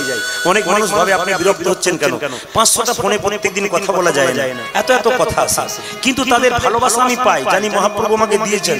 কিন্তু কীর্তন করার পর, সারাদিন করার পর, রাত্রি করার পর, দিনের বেলায় চিৎকার করতে ভালো লাগে না, এদেরকে দিয়ে দিই। তো একটা কথা বলে রাখি, ইউটিউবে গান শুনেছেন, যেদিন মোদী সরকার টাকা চেঞ্জ করেছিল সেদিন রাত্রিতে গান করে আমি বাড়ি ফিরছিলাম, আর শক্তিগড়ের মাথায় মারা গিয়েছিলাম, এই মারা যাবার পথে ছিলাম। সেই গানটি কালকে হলো, গত বছর আসে। যে 4 বছর বা 3 বছর আগে আমি মোদী সরকার টাকা চেঞ্জ করেছিল, যে গানটা করে আমি চলে গিয়েছিলাম, নিয়ে আমি মৃত্যুর সঙ্গে লড়াই করেছিলাম, সেই গানটা কালকে হলো। সেই আসরটা আবার কালকে হলো। আমি 3 বছর যাইনি ওদের কাছে। কেন? ওনা বলে কেন আসছেন না? ওনা বললেন যে তাহলে আপনার ভয় হচ্ছে আবার যদি কিছু হয়। কালকে আসরে বললাম 10,000-8,000 লোক ছিল। বললাম দাদা আজকে গানটা করে আমি চলে গিয়েছিলাম, কিন্তু প্রভু বাঁচিয়েছে। তো লক্ষ্য করুন মায়েরা, এই যদি গীতা ছিল আমাদের কাছে, শক্তি করে গেছে, ড্রাইভার ঘুমিয়ে পড়লো, 4 পাল্টি দিল গাড়ি। শুনে রাখুন, 4 পাল্টি দিল গাড়ি। আমরা সবাই গাড়ির ভেতরে, ড্রাইভার মানে যেটা স্টিয়ারিং সেটা তো পেটের মধ্যে চাপা পড়ে আছে, আমি ভেতরে ঢুকে আছি। এরা ঢুকে আছে। হঠাৎ কি হলো জানেন? পুলিশ অফিসার 2000 লোক দাঁড়িয়ে আছে আমাদের ডেড বডি দেখবার জন্য। আশ্চর্যের ব্যাপার, যখন বডিটাকে কেটে কেটে আমাদের বের করছে, আমরা গোটা গোটা বেরিয়ে এলাম। আমি ব্যাগটা কাঁধে নিয়েছিলাম। পুলিশ অফিসার মাথা নিচু করে জিজ্ঞেস করলেন, আচ্ছা দাদা আপনি বাঁচলেন কি করে? সেদিন ব্যাগ থেকে এটাকে বের করে বললাম, স্যার এইটার জন্য বেঁচে গেলাম। উনি বললেন 10 দিন পর আমার অফিসে যাবেন, গাড়ি তো আপনি নিয়ে যেতে পারবেন না, গাড়ি একবারে শেষ হয়ে গেছে আপনার, কিন্তু 10,000 টাকা আপনাকে লাগবে গাড়িটাকে নিয়ে যাবো বলে থানাতে হাই রোড থেকে। গেলাম আমি 10 দিন পরে, অবাক হয়ে যাবেন। পুলিশ অফিসার 10,000 টাকাটা দিলাম, আর সঙ্গে সঙ্গে টাকাটা আপনি ভরে নিন। উনি বলছেন টাকা ভরে নেবো কেন? বলে না না টাকা আমি নেবো না, তবে একটা জিনিস আপনার কাছে নেবো। বলে কি? সেদিন ব্যাগের মধ্যে যে গীতাটা ছিল সেই গীতাটা আমাকে দিন। বললাম দাদা আপনি গীতা নিয়ে কি করবেন? সারা জীবন তো চোর ডাকাত নিয়ে কারবার করেছেন, আপনি তো পুলিশ অফিসার, আপনার মনে কৃষ্ণ প্রেম কি করে জাগলো? উনি একটা কথা বললেন, প্রদীপ বাবু, অচৈতন্য শরীরে চৈতন্যবিহীন, চেতনা না থাকলে চৈতন্য পাওয়া কঠিন। দেখবেন চাপে যখন পড়ে তখন ভগবানকে ডাকে, তার আগে ভগবানকে কেউ ডাকে না। রাজা পরীক্ষিত ভগবানকে ডাকতে চাইনি বাবা। যেদিন মরা সাপটা জড়িয়েছিল মুনির গলায়, মুনিপুত্র সিংহী যেদিন চিৎকার করে বলেছিল যে তুমি আমার বাবার মাথা এই গলায় সাপ জড়ালে, অভিশাপ দিলাম 7 দিনের মধ্যে তক্ষক দংশনে মৃত্যু হবে। চাপে পড়েছিল ভগবানকে ডেকেছিল। এই জন্য মায়েরা বাড়িতে জল থাকলে কে জল আনে না, জল যখন শেষ হয় জল আনে। শরীরে যদি ক্ষমতা থাকে বাবা ভগবানকে কেউ ডাকতে চায় না, কিন্তু শরীরে যদি একটা কঠিন রোগ হয়ে যাবে, বাড়ির লোক 10 দিন সেবা করবে, আপনি সেই দিন বুঝবেন যে বাড়ির লোক আমাকে কত ভালোবাসে। আজকে আপনি টাকা দিচ্ছেন বাড়িতে, আপনাকে ভালোবাসছে, যেদিন দেখবেন শরীরে কঠিন রোগ হয়ে যাবে ডাক্তার জবাব দিয়ে যাবে, বাড়ির লোক দেখবেন দিন গুনবে আপনার জন্য কতক্ষণে গেলেই বাঁচি, সেই দিন বুঝবেন তিনি ছাড়া কোনো উপায় নেই। আজ থেকে তাকে দেখুন আপনি শক্তি থাকবেন, আজ থেকে ছেড়েছেন আপনি শক্তিহীন হয়ে গেছেন, তাকে ধরে থাকুন আপনার কাজ ফাঁকা হয়ে যাবে। মায়েরা সেদিন গীতাটাকে নিয়ে বললেন আমরা কি করবেন? উনি চোখের জলে ভেসে বলছেন, প্রদীপ বাবু আর আমার 4 বছর চাকরি আছে, সারা জীবন তো চোর ডাকাত নিয়ে কারবার করলাম, কৃষ্ণ প্রেম কি আমি জানলাম না, আর 4 বছর পর আমি যখন বাড়ি চলে যাব আর আমি পেছনে কথা ভাববো না, শ্রীমদ্ ভাগবত গীতাকে সঙ্গী করে নিতাই গৌর হরি বল বলে হরি বল হরি বল। সেই পুলিশ অফিসার এখন আমাকে মাসে মাসে ফোন করে আর বিভিন্ন রকম উপদেশ নেয়। এই জন্য বুঝতে পেরে গেলাম চৈতন্যের দরকার আছে বাবা, গীতাটাকে আপনারা রাখবেন। যে মেয়ের পেটে বাচ্চা আছে সে গীতা পড়বে, আর যারা আপনারা কীর্তন শুনতে এসেছেন তারাও গীতা পড়বেন। সকালবেলায় স্নান করে মাত্র 4 লাইন কি 1 পাতা করে পড়ুন, দেখুন মন পবিত্র হয়ে যাবে। বেশি কিছু দরকার নেই, মাত্র স্নান করে আপনার 5টা মিনিট সময় লাগবে, বসে 5 মিনিট পড়ুন। আপনার বাচ্চাটা আপনাকে দেখবে বাবা পড়ছে, কি পড়ছে, বাবা খারাপ বই পড়ছে না, ভগবানের গীতা পড়ছে, আপনার বাচ্চা শিখবে। আপনি দেখবেন 10 বছর পর আপনার বাচ্চা আপনার মতই হয়ে যাবে। আপনি এটা করুন, আপনার দরকার আছে। দ্বিতীয় তৃতীয় বলে রাখি মা, যে মেয়ে পেটে বাচ্চা আছে সে প্রত্যেকদিন কি করবে? হরে কৃষ্ণ, তুলসী মন্দিরে 1 ঘটি করে জল দেবে। আপনাদের আগে বলে গেছি, এখন একবার টাচ দিয়ে যাই। তুলসী মন্দিরে জল দেবেন মা, ভিজে কাপড়ে কেউ জল দেবেন না। যে ভিজে কাপড়ে দেয় সে অন্যায় করে। যে কাপড়টা পরে কীর্তন শুনতে এসেছেন ওই কাপড়টা পরে আপনি জল দেবেন। কোন কাপড় পরে দেবেন? লাল পেরে সারি একটা কিনবেন, এত সারি নিজের জন্য কিনলেন, ভগবানের সেবার জন্য একটা শাড়ি কিনলেন। দাদা ভাইরা আপনারা জল দেবেন গামছা পরে কিংবা ধুতি পরে, কিন্তু কোচা করে, লুঙ্গির মতো করে নয়, গামছা পরে কিংবা ধুতি পরে কিন্তু কোচা করে দেবেন। আপনি দিন বলছে কুন্তি ছিল কৃষ্ণ ভক্ত, তার বৌমা দ্রৌপদী ছিল কৃষ্ণ ভক্ত, তার বৌমা উত্তরা ছিল কৃষ্ণ ভক্ত। আপনি কৃষ্ণ ভক্ত হলে আপনার বৌমা হবে, আপনার বৌমা হলে আপনার নাতি নাতনি হবে, আপনার গোটা পরিবারটা কৃষ্ণময় হয়ে যাবে। দেখবেন আনন্দের আনন্দ পরিবারের মধ্যে আছে। আপনি টেলিভিশনে সিরিয়াল দেখবেন, ও কিচ্ছু শিক্ষা দেয় না, ও সংসারকে ধ্বংস করতে শেখায়। একটা ছেলে 4টা স্ত্রী আর 4টা স্ত্রীর একটা স্বামী, এই তো কাহিনী শুধুমাত্র টিভিতে। আপনি কি শিখছেন? ওগুলো শিখে কোনো লাভ নাই। টিভি সিরিয়াল যারা করছে মানুষকে আনন্দ দেওয়ার জন্য নয়, সংসারকে ধ্বংস করার জন্য। কোন সিরিয়াল ভালো শিক্ষা দেয় না, সব সিরিয়াল শুধু সংসারের মধ্যে টেনশন শেখাচ্ছে। এদিকে গেলে আপনাদের সংসার উন্নতি হবে। তাই মায়েরা মনে রাখবেন, পেটের মধ্যে বাচ্চা থাকলে কি করবেন? তুলসী মন্দিরে জল দেবেন। যাদের বাচ্চা থাকবে না তারাও দেবেন, দাদা ভাইরা দেবেন। তবে পশ্চিম দিকে মুখ করে কেউ তুলসী গাছে জল দেবেন। কেন দেবেন? পশ্চিম দিকে মুসলমানরা নামাজ পড়ে বলে না, ওদিকে কাবা মসজিদ আছে, ওটাকে লক্ষ্য করে নামাজ পড়ে। হিন্দুদের জন্য বলে কি বললো? পূর্ব দিকে সূর্যদেব উদয় হয়, তাই সূর্যকে পিছু করে হিন্দু কোনো ভালো কাজ করবে না। আর কি তুলসী গাছে পাতা তুলবেন, পাতা তুলতে তুলতে ভুল করে যদি পাতা বা গাছের ডাল ভেঙে ফেলেন তাহলে সেদিন কৃষ্ণের অঙ্গে আঘাত করা হয়। এত সোজা নয়। আপনার বাড়িতে তুলসী গাছটা ছাগলে ছিঁড়ে খাচ্ছে আর আপনি বৃন্দাবনে গিয়ে কৃষ্ণ কৃষ্ণ বলে নাচছেন, আপনার কোনো লাভ হবে না বাবা। ওই যে তুলসী পাতা তুলবেন, ভক্তি ভরে তুলবেন, মাথায় রাখবেন, চোখ কান সজাগ রাখবেন যেন পাতা বা ডাল ভেঙে না যায়। তুলসী গাছে জল দেবেন মা, পশ্চিম দিকে মুখ করে দেবেন না, আগেই বললাম। সকালবেলায় ঘুম থেকে উঠে তুলসী গাছ দর্শন করুন, এবং সকালবেলায় ঘুম থেকে উঠে কেউ যদি তুলসী গাছ দর্শন করে তবে সারাদিনের মধ্যে ছোটখাটো পাপটা দূর হয়। ছোটখাটো পাপ মানে কি? আপনি রাস্তা দিয়ে পেরিয়ে যাচ্ছেন, একটা পিঁপড়ের গায়ে পা দিলেন, পিঁপড়ে মরে গেল, অজান্তে আপনার পাপ হয়ে গেল, আপনি জানতে পারলেন না। যদি তুলসী গাছে ভক্তি ভরে জল দিন আপনার, বা সংসারে সকালে তুলসী গাছকে একবার প্রণাম করেন, তবে আপনার লাভ আছে। আসুন তুলসী গাছে যখন জল দেবেন এই মন্ত্রটা বলতে বলতে দেবেন। আপনারা সবাই জানেন, তবে আপনি বলুন সবাই, সবাই মিলে নমো নমো তুলসী। জানা আছে তো? জোরে বলুন, নমো নমো তুলসী কৃষ্ণ প্রেয়সী, রাধা কৃষ্ণের চরণ পাবো এই অভিলাষী। আজ নমো নমো তুলসী কৃষ্ণ প্রেয়সী, রাধা কৃষ্ণের চরণ পাবো এই অভিলাষী।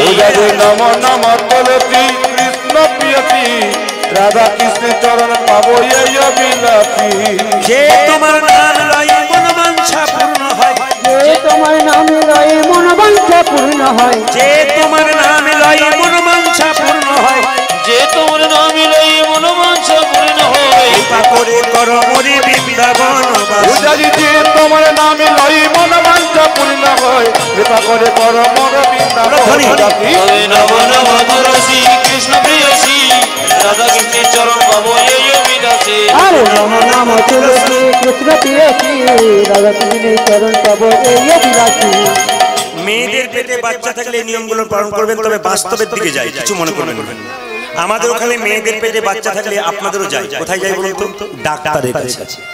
ডাক্তার কি বলে? এইদিকে ডাক্তার কি বলে? এক কি এ তোর পেটে বাচ্চা আছে, এক কাজ কর, ঘাড়ে বালিশ পায়ে বালিশ নিয়ে বাড়িতে শুয়ে থাকবি, ট্যাবলেট গুলো খাবি, আর রিমোট টিপে টিপে টিভিতে সিরিয়াল দেখবি।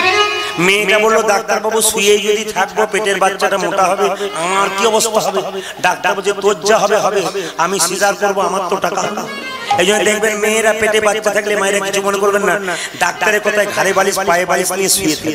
কিন্তু শাস্ত্র বললো এইদিকে তাকান, মেয়েদের পেটে বাচ্চা থাকলে মা যা খায় বাচ্চা তাই খায়। মা যখন জেগে থাকে বাচ্চা তখন জেগে থাকে। শাস্ত্রের দিকে প্রমাণ গেলে কোন দিকে যাব? এইদিকে। অর্জুনের স্ত্রীর নাম কি ছিল? আস্তে আস্তে কি নাম ছিল মা? সুভদ্রা। তার পেটে কে ছিল? অভিমন্যু।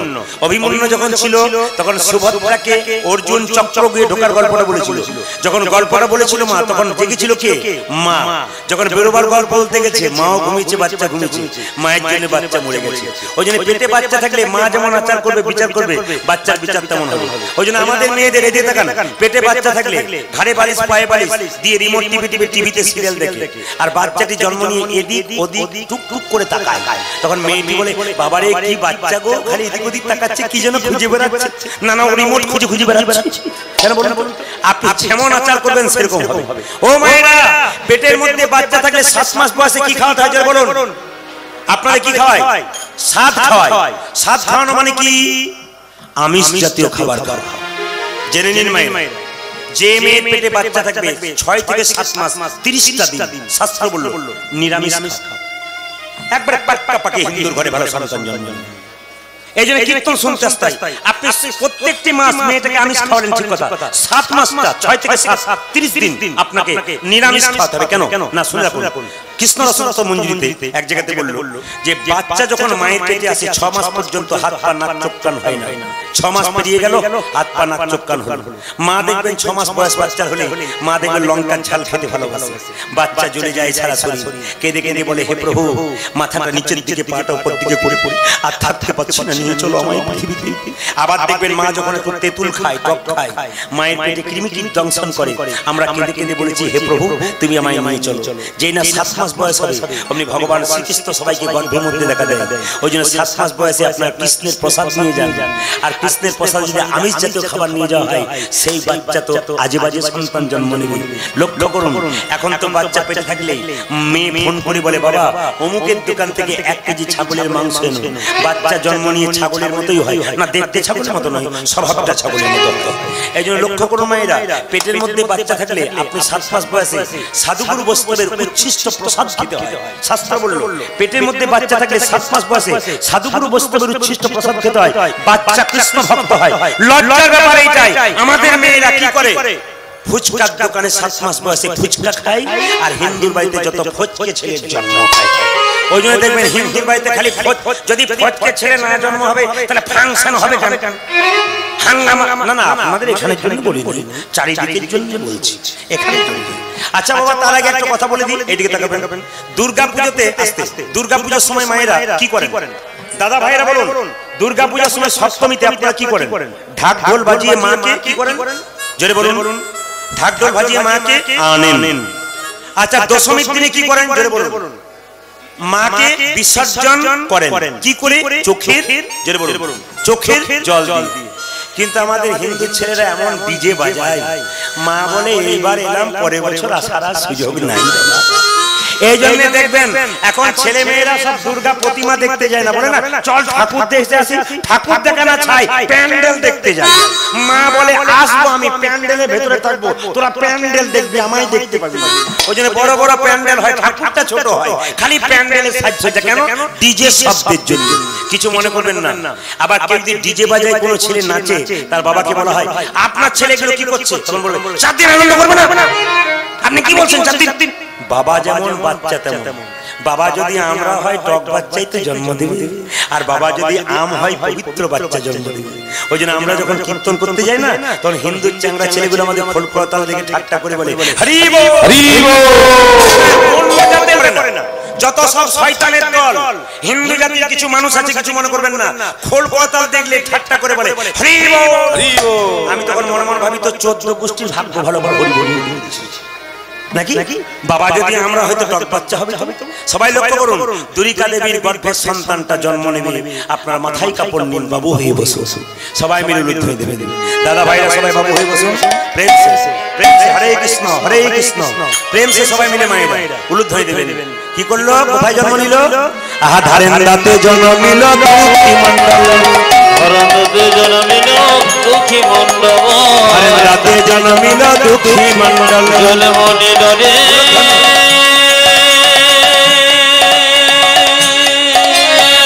শঙ্খধ্বনি।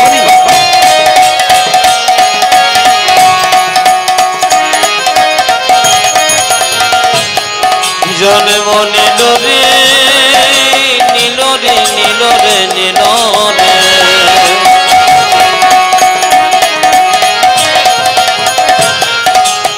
দুঃখী মণ্ডল জনে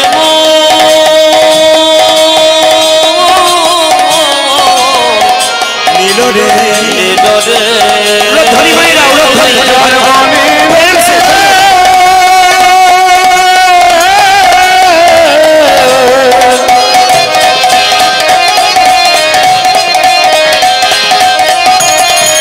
আমার দুঃখী মণ্ডল জন্ম নিল রে,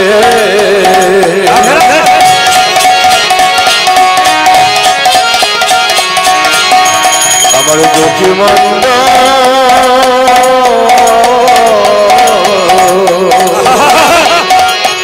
জন্ম নিল, জন্মিল দুঃখী মণ্ডল, মাতা দুর্গা পিতা কৃষ্ণ মণ্ডল, দুর্গা পিতা কৃষ্ণ মণ্ডল, মাতা দুর্গা পিতা কৃষ্ণ মণ্ডল, মাতা দুর্গা পিতা কৃষ্ণ মণ্ডল, পুত্র হেরি পিতা মাতার আনন্দ না ধরি, আমার পুত্র হেরি পিতা মাতা আনন্দ ন ধরি, পুত্র হেরি পিতা মাতার আনন্দ না ধরি, পুত্র হেরি পিতা মাতা আনন্দ না ধরে, পারাপতি বেশি সবে জয়ধ্বনি করে, পার্বতী বেশি সবে জয়ধ্বনি করে, পারাপতি বেশি সবে উলধ্বনি করে, পার্বতী বেশি মনে উত্থানি করে, আনন্দ ধরে আনন্দ মনে না, আনন্দ ধরে আনন্দ ধরি না, পারাপতি বেশি মনে আনন্দ ধরে হরি বল হরি বাবা গণপতি বেশে বাজে হরি হরি হরি বাজে গণপতি বেশে বাজে হরি হরি হরি বাজে গণপতি বেশে বাজে হরি হরি বাজে আনন্দ হরি নাম গণপতি বেশে মনে হলো ধনী করে গণপতি বেশে মনে হলো ধনী করে প্রতি বেশে আজ আনন্দিত মনে মায়েরা উলুধ্বনি করিল বাচ্চা জন্ম নিয়ে কান্দলে কি দেয়া হয় জোরে বলুন? মধু। কিন্তু জেনে নিন দুর্গা দেবীর সন্তানটা জন্ম নিয়ে কাঁদছে, একজন লোক বলল কৃষ্ণমণ্ডল মুখে মধু দাও, মায়েরা মধু দেন। কিন্তু কৃষ্ণমণ্ডল বলল টাকা পয়সা নাই মধু কিনবার, বলছে লোকের কাছ থেকে ধার করে দাও।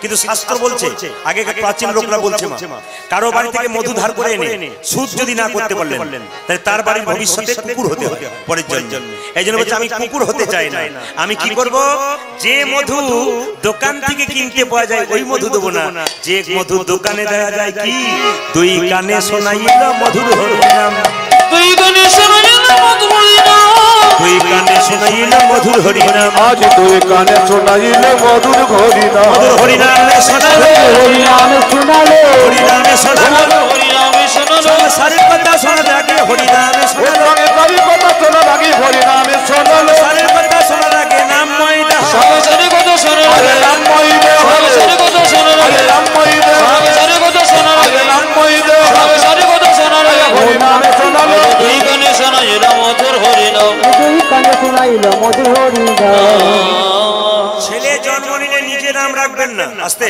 বলে রাখি, ছেলে জন্ম নিলে নিজে নাম রাখবেন না, ব্রাহ্মণকে দিয়ে বৈষ্ণবকে দিয়ে নাম রাখবেন। কেন? ওরা তিথি নক্ষত্র দেখে হিসাব করে নাম রাখে। আমরা নিজের ইচ্ছায় ছেলের নাম রাখি বলে ছেলে ভবিষ্যতে ভালো হয়। দেখবেন পেটের মধ্যে বাচ্চা থাকলে আমরা বলা বলি করি, ছেলে যদি হয় তাহলে নাম রাখবো পাপাই, মানে যত পাপাই মানে যত পাপ আছে সব আমার ঘরেই আছে। মায়েরা আর এইদিকে তাকান, অজামিল ভাগবত বলছে ছেলের নাম কি রেখেছিল? নারায়ণ। অজামিল যখন মরবে, এইদিকে অজামিল যখন নর্দমায় পড়ে গেল, চিৎকার করে ডাকছে ছেলেকে, নারায়ণ।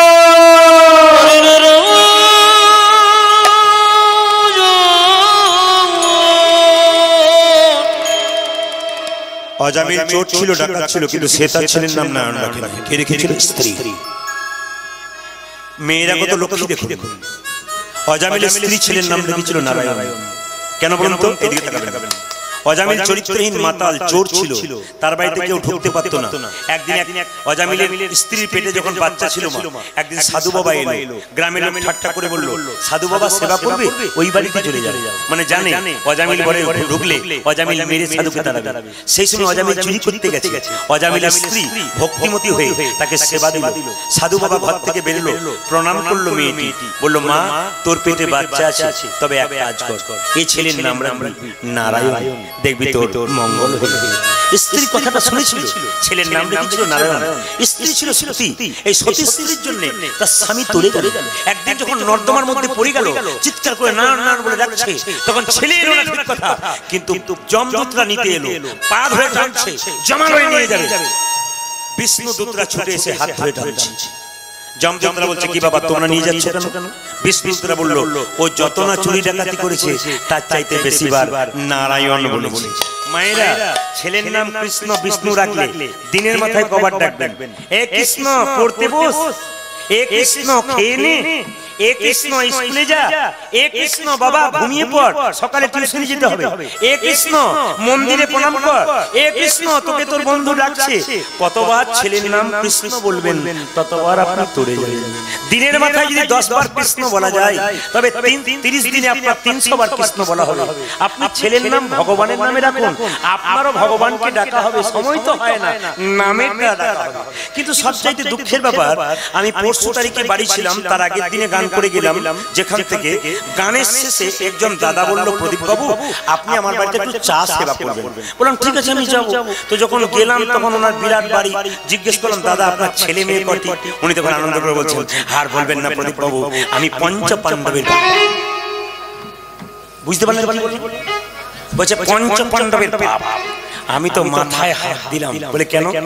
এ সমাজে এ সংসারে এক পাণ্ডবের বাপ হতে গিয়ে কত জ্বালা, এবার পঞ্চ পাণ্ডবের বাপ।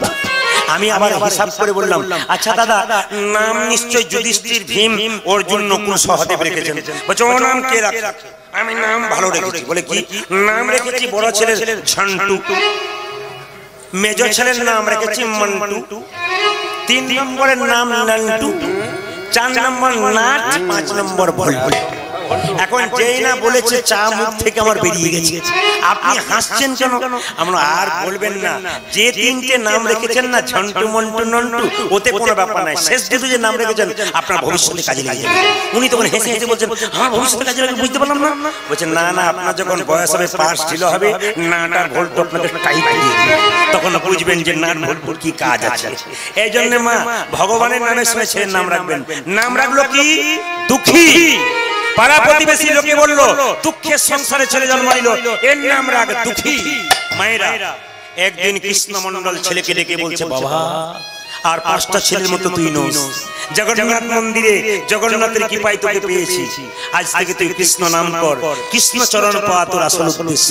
মায়েরা একদিন ভোরবেলায় বাবা মা যখন শুয়ে আছে, দুঃখীর বয়স তখন 10 বছর, বাবা মাকে প্রণাম করে দুঃখী কেঁদে কেঁদে বলছে, আর আমি থাকবো না বাবা, আর আমি থাকবো না মা, আমি চললাম, আমি চলে যাই, আমি চলে যাও, আমি চলে যাই, চলে যাও, দাও কবিতা, আমি চলে যাও, আমি চলে যাও, দাও কবিতা, আমি চলে যাই, আমি চলে যাই, দাও কবিতা, আমি চলে যাই, আমি চলে যাই, দাও গো বিদায়। বিদায় জননী, বিদায় জননী, বিদায় জননী, জন্মভূমি, বিদায় জননী, বিদায় জননী,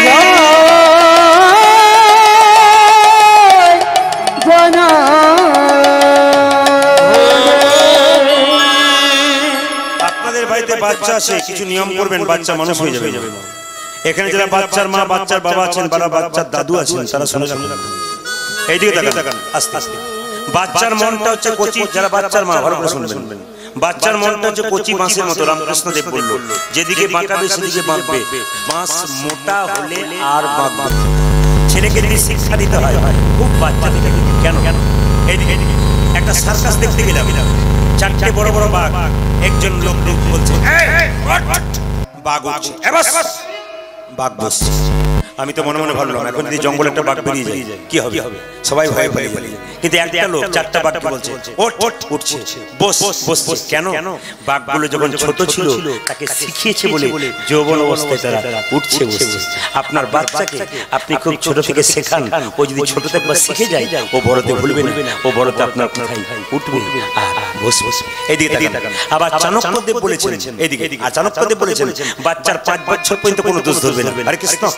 বাচ্চার 5 বছর পর্যন্ত কোনো দোষ ধরবে না, খেলবে পড়বে ভাঙবে হতেই পারে, কিন্তু যখনই বাচ্চার 5 থেকে 15 বছর বয়স, মায়েরা সাবধান থাকবেন আপনার ছেলে মানুষের জন্য, দাদা ভাইরা সাবধান থাকবেন, এই সময় আদর করবেন আপনার।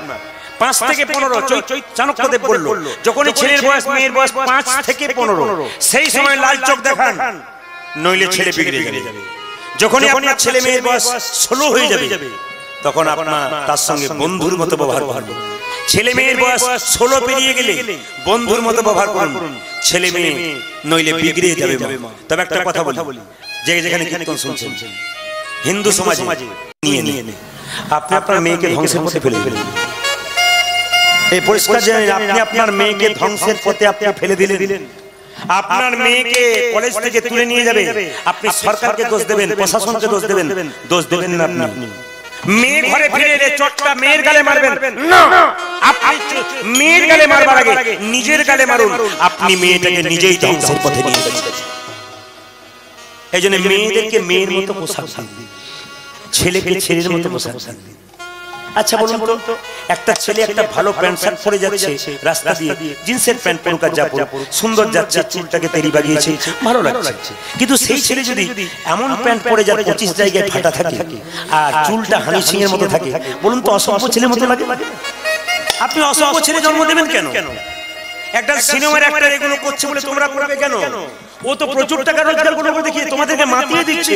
তুমি কি করলে? তুমি কি ওর মতো গাড়ি বাড়ি করতে পেরেছো? তোমার লক্ষ্য আলাদা থাকবে, তোমার সংসারের প্রতি লক্ষ্য থাকবে, বাবা মায়ের প্রতি লক্ষ্য থাকবে। এই জন্য প্রত্যেকটা ছেলের কাছে নির্দেশ রইল, ভালোভাবে সংসারে থাকো, ওদের দিকে লক্ষ্য করবে না।